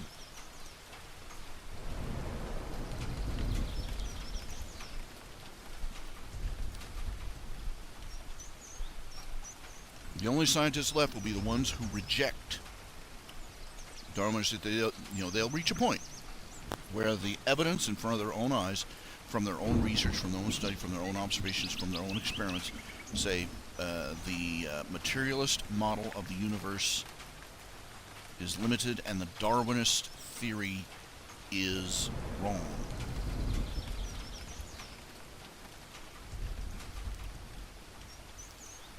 The only scientists are going to be left are going to be heretics, in short.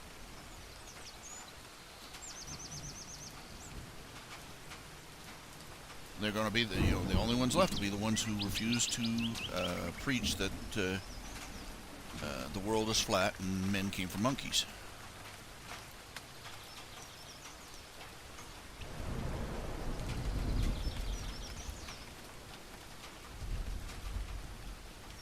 And the scientific community will refuse to recognize them.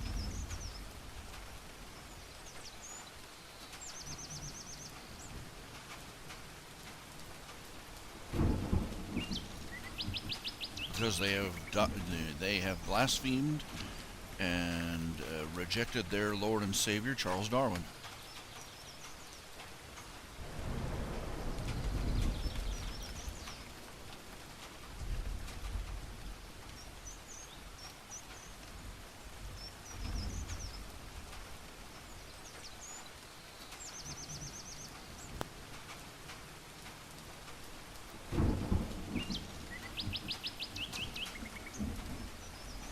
And the rest of them will have to reject their own scientific observations rather than reject Darwin. They'll be confronted with the fact that the philosophical materialist outlook of Darwin does not match with their own scientific observations, and they will not know whether to shit or wind their watch.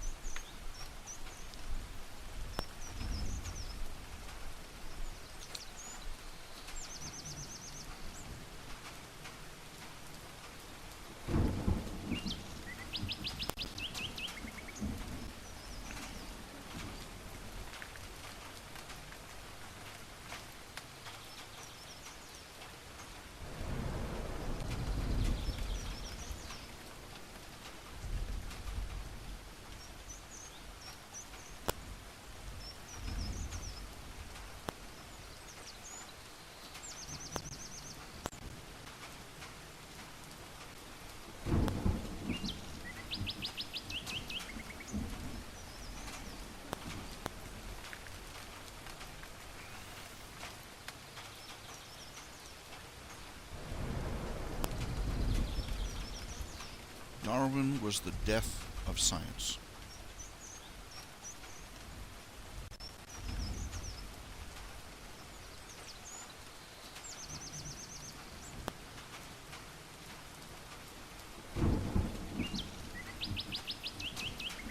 Like all deaths, it didn't happen all at once. I mean, you look at our social situation.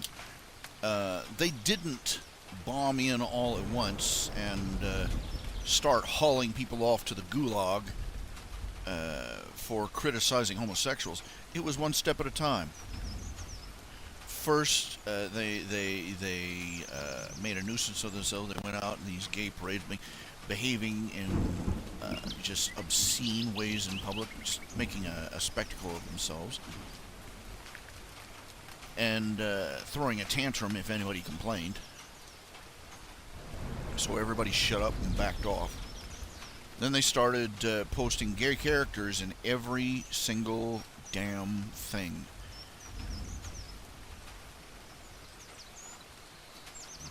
The Froofy the dog cartoon. Can you fit a gay character in there somewhere?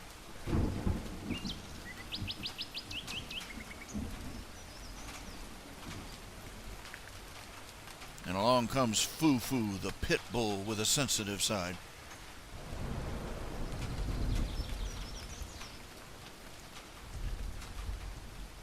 And his friend Big Gay Al.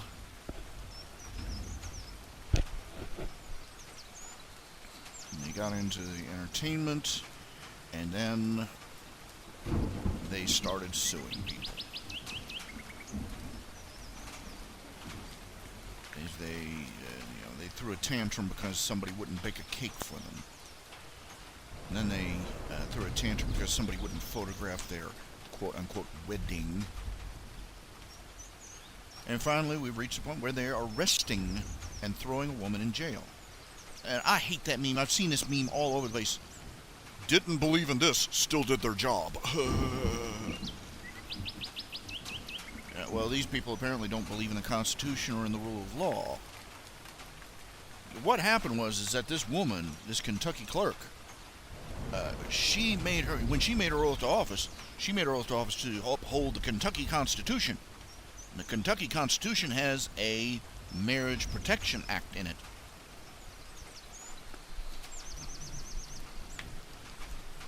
Furthermore, she didn't refuse to do the licenses. What she did is she asked, could we change these licenses so my name isn't all over the thing like I approve of it? And there's a provision in Kentucky law for that kind of change.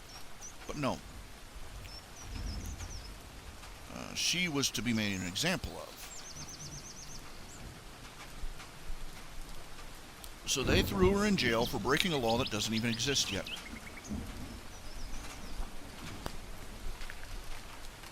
She goes to jail for refusing to give a license to a gay couple. Meanwhile, we have sheriffs who are refusing to issue concealed carry permits in must-issue states. They're not going to jail.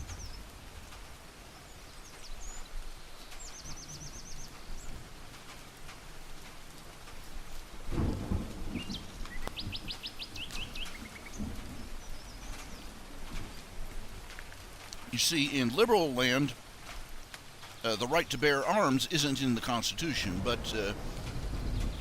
the right to have a pretty document so that you can play house with your pillow biter friend, that's there.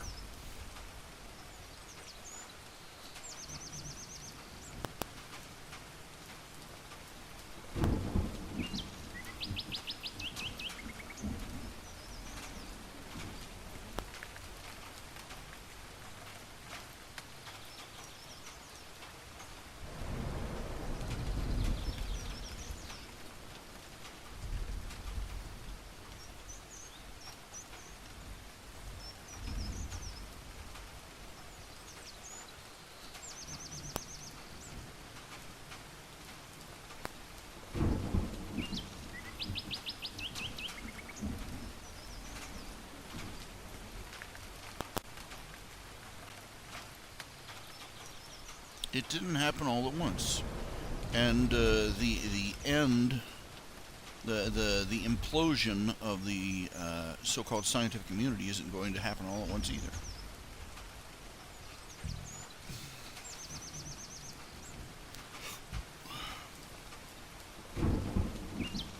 It's going to take, it's only started.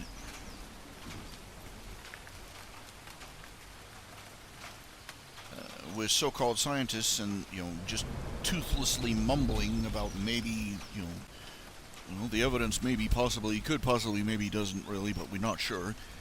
And it's going to get worse.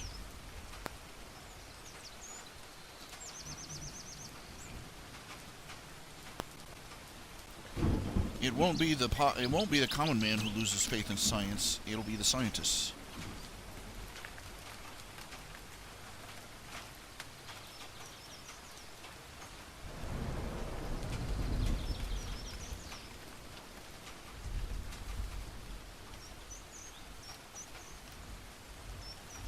They've been operating under the assumption from Darwin that eventually science will tell them what they want to hear. And it's not.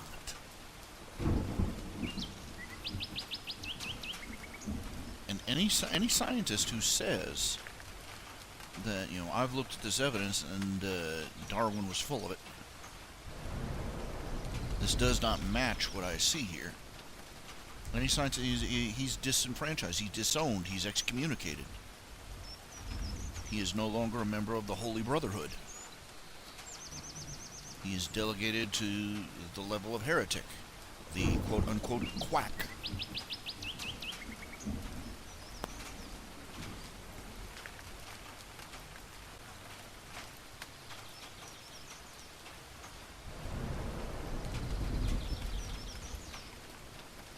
I've always had a big question, peer-reviewed.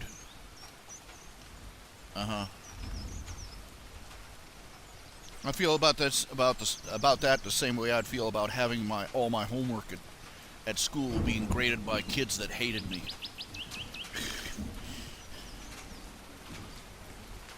Peer review, kiss my cracker butt. Your work hasn't been observed in a peer review. Meanwhile, we would still be walking everywhere if Orville and Wilbur had depended on peer review. We have examined your documentation of your flying device, and it's the conclusion of the Smithsonian that it's absolutely impossible that it would ever work, and meanwhile they're flying circles overhead.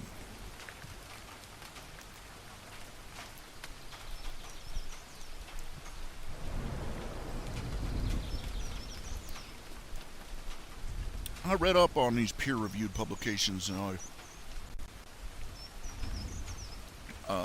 fraud, glad-handing, collaboration, conspiracy. Oh man, it's got the works.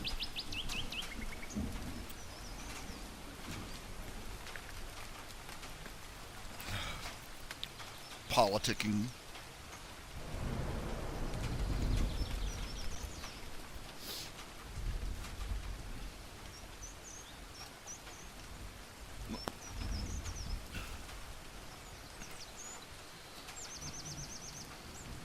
It's the militant insistence on the absolute authority of evolutionary theory that has made things like the global warming political propaganda possible.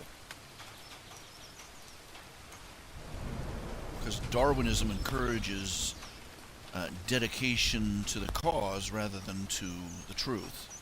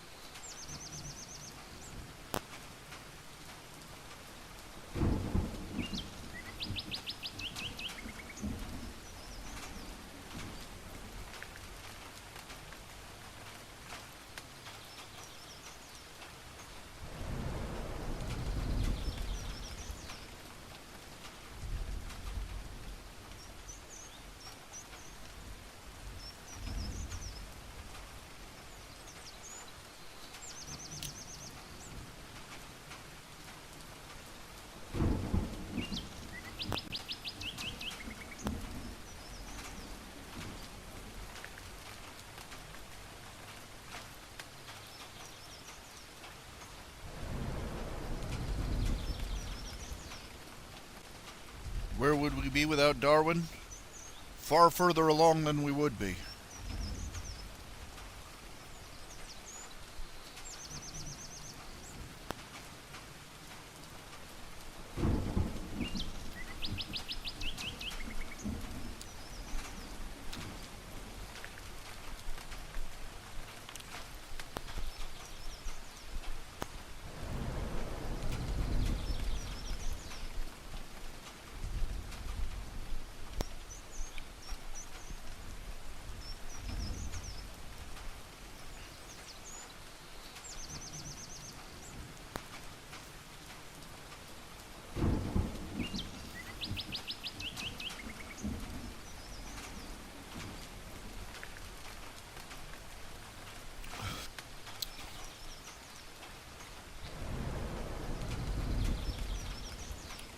Nihilism, basically, it's the same old song and dance.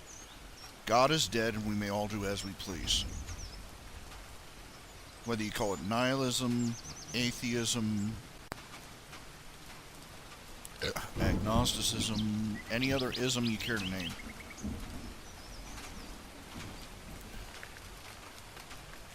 God is dead and we may all do as we please.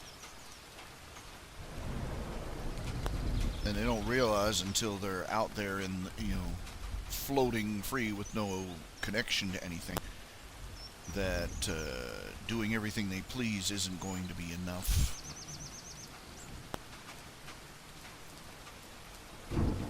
Because everything that they please to do has lost all frame of reference.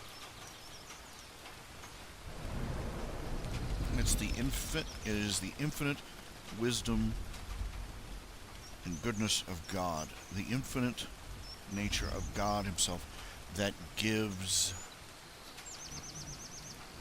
everything a frame of reference.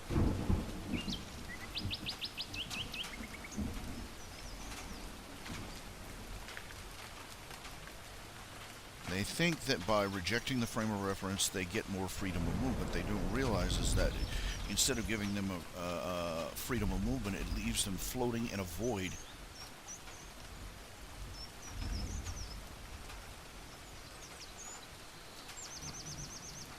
And what comfort is it going to be that, I threw off the manacles of your ignorant beliefs, since when you're lying there in your deathbed, 5 minutes away from breathing your last,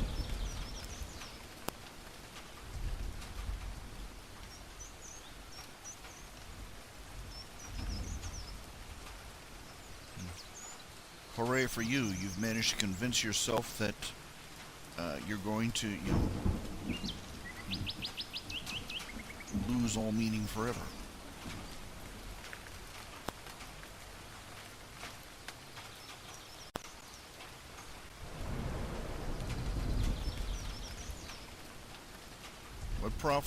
What profit is it to a man to gain the whole world and lose his soul?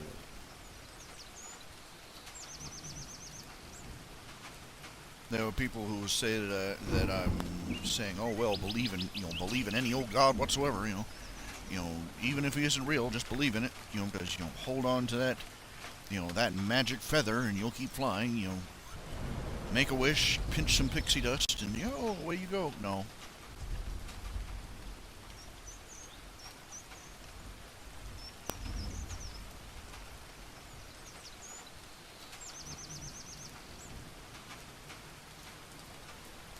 Not even close.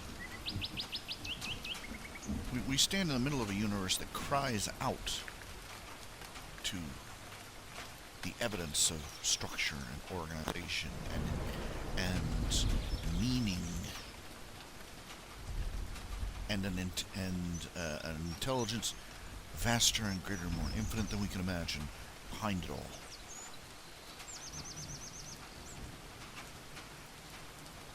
An infinite someone.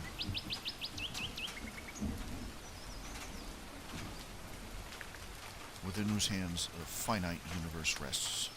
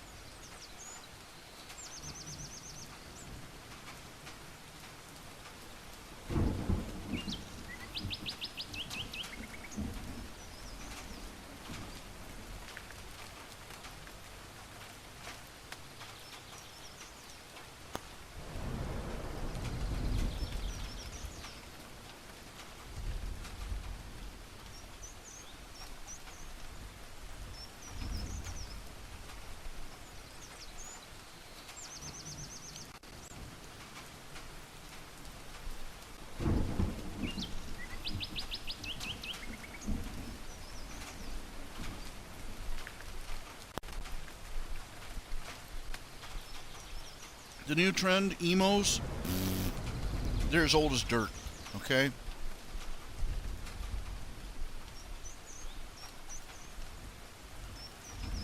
Adolescents have been finding out that there's no Santa Claus and turning into a downer for their families since the dawn of time. Okay? Well, you ever read Mark Twain? In Huckleberry Finn.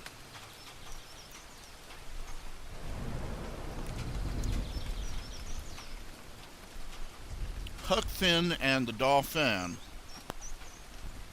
the shysters that were traveling down the river with Huck and Jim. They pose as relatives of this family in mourning, and they go into the house, and they're sitting down at dinner, pretending to be distant lost cousins and everything, so that they can case the place.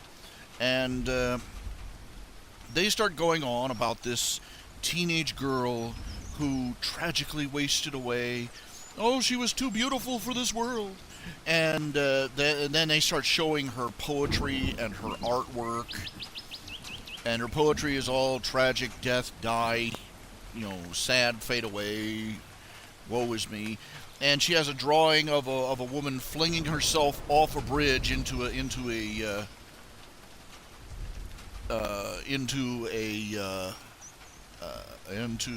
roaring rapids below, committing suicide, oh, tragic love, lost forever, and the picture is half finished so that, the girl before the girl died, she hadn't made up her mind whether the suicide woman's arms should be over her head, out to her side, or folded in front of her in prayer.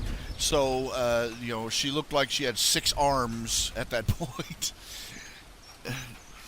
Just Mark Twain just ripped all over that. The tragic, the Dickensian, hollow-eyed, tragic waif. This is old. The Byron-esque hero. Come on.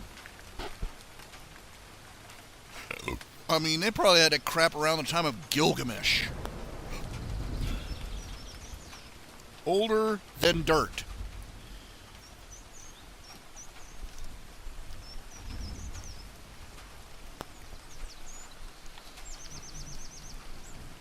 It's probably a phase that everybody goes through at some point. Most of us go in and out of it over the course of our lives. But when kids get hit by it, they turn teenager and they find out, guess what? The Tooth Fairy isn't real. Santa Claus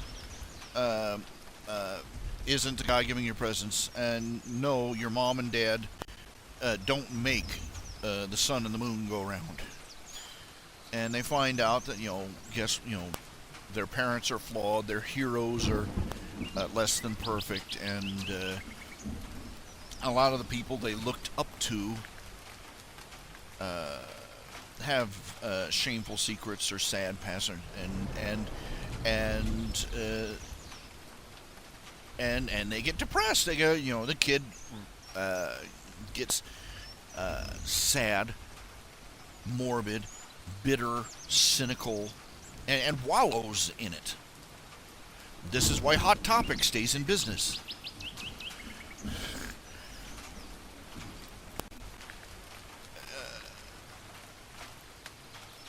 Growing up consists of getting past that and realizing that, the world has bad in it, but you get the good with the bad.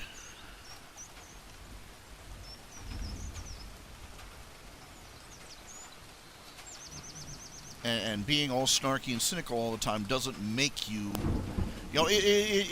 they indulge in the feeling of being cynical and suspicious and snarky because it makes them feel like, I've got one up on the world. I know the score. And they don't. Congratulations, you turned 14. Now grow up.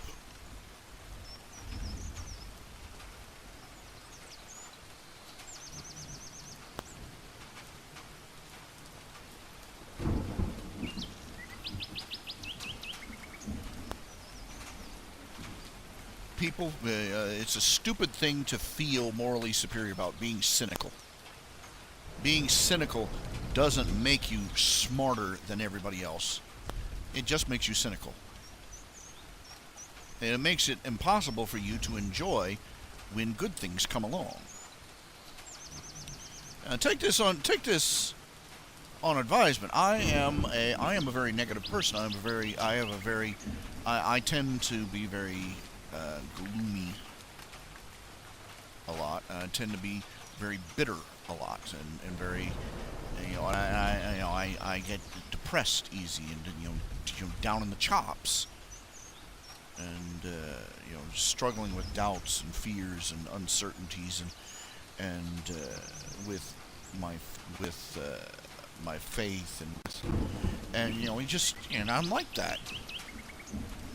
But even being in, even being a big fat downer like I am, I know that you have to, pull your feet up out of the mud every once in a while and move forward. You have to take life as it comes and realize that all the cynical disappointments in life aren't the last word.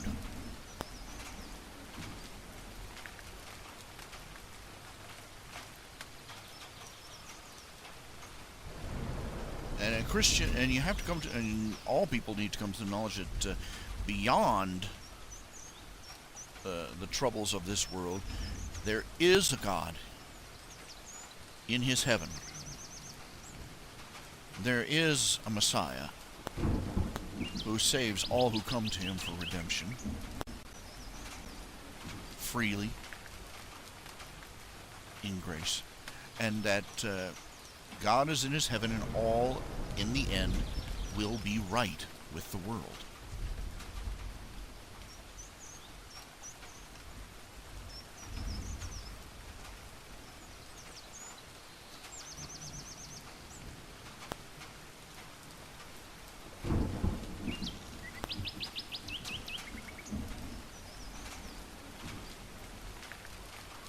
Someday all the doubts and all the disappointments and all the fears and all the uncertainties will be gone.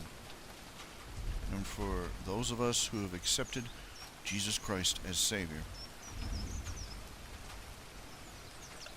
the worst this world has to offer is just the opening blurb on the first page of the first chapter of a story that we haven't even begun to read yet.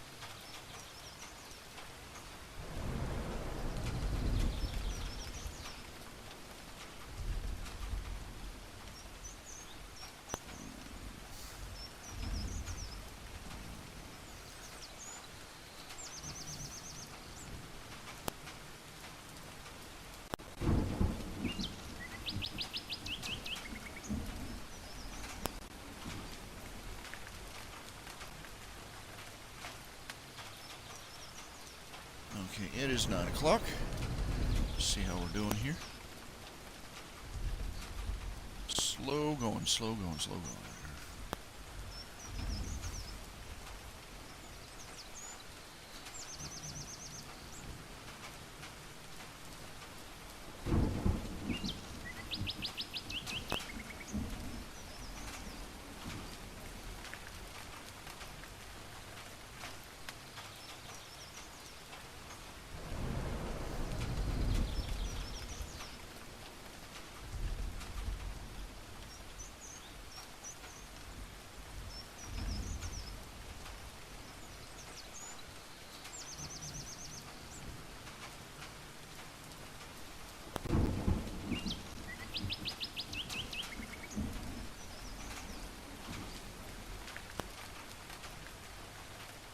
Someday all tears will be wiped away. Someday sin and death will be no more. And all the things that we have gone through in this life won't matter anymore. They'll have been worth it.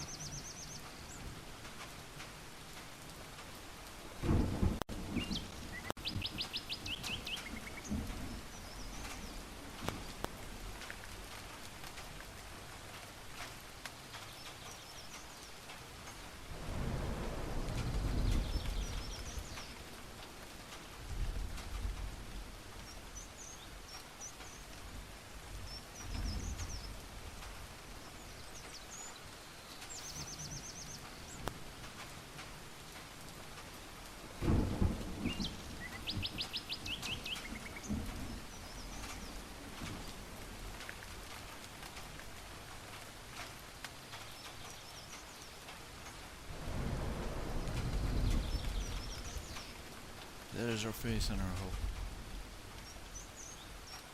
And however the devil may assail us with doubts, that promise is still there.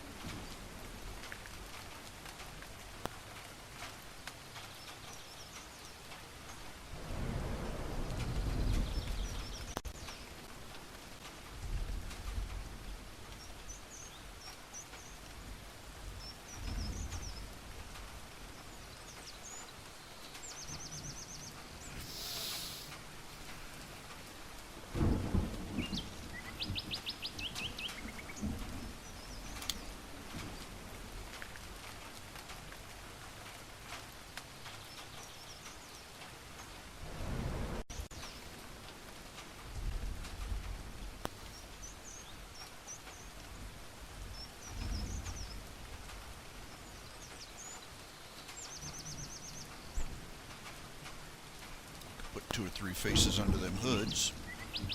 Yippee-ki-yay.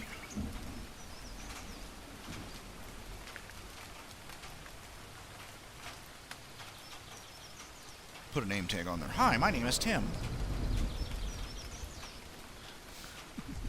Let me show you what I've done so far. Just switch this back over so you can see it.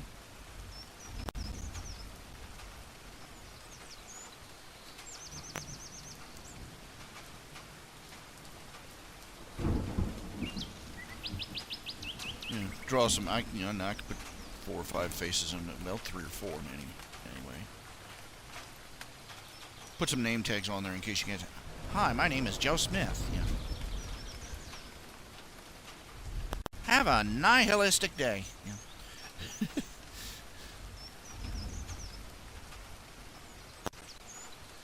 Do nihilists believe nothing is sacred? I've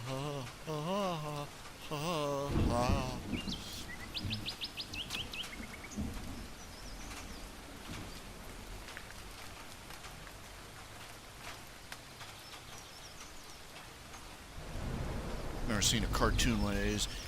A collection by this one cartoonist, forget his name, but showed this great big concrete, great big stone zero up on a pedestal, and torches are all around it, and idols in front of it, and this mob of people just out there, just rocking down and wearing their robes, and they're chanting and they're screaming and and there's 2 guys in the back, and one's looking over there. He looks concerned. He asks him, "Is nothing sacred?"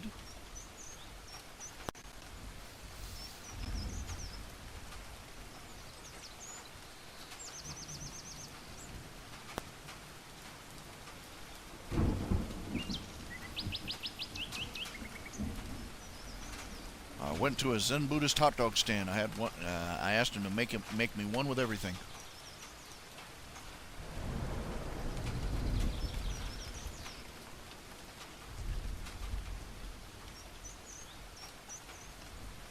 Then he hit me.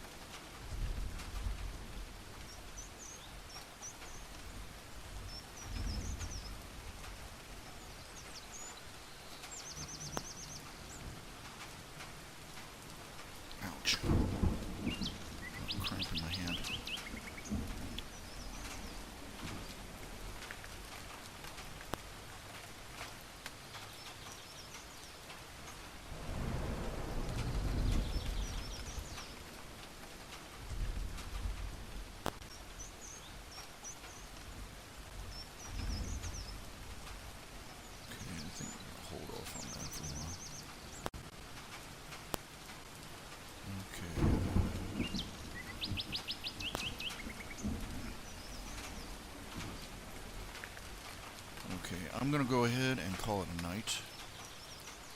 It's 9 o'clock. It is...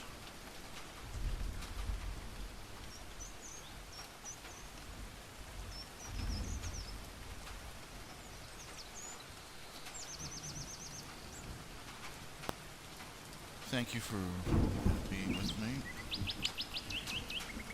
and indulging me with your time. I will see you Monday. If you're gonna fall, fall forward. That's my thought for the evening. Y'all take care of yourselves and y'all have a good night. God bless.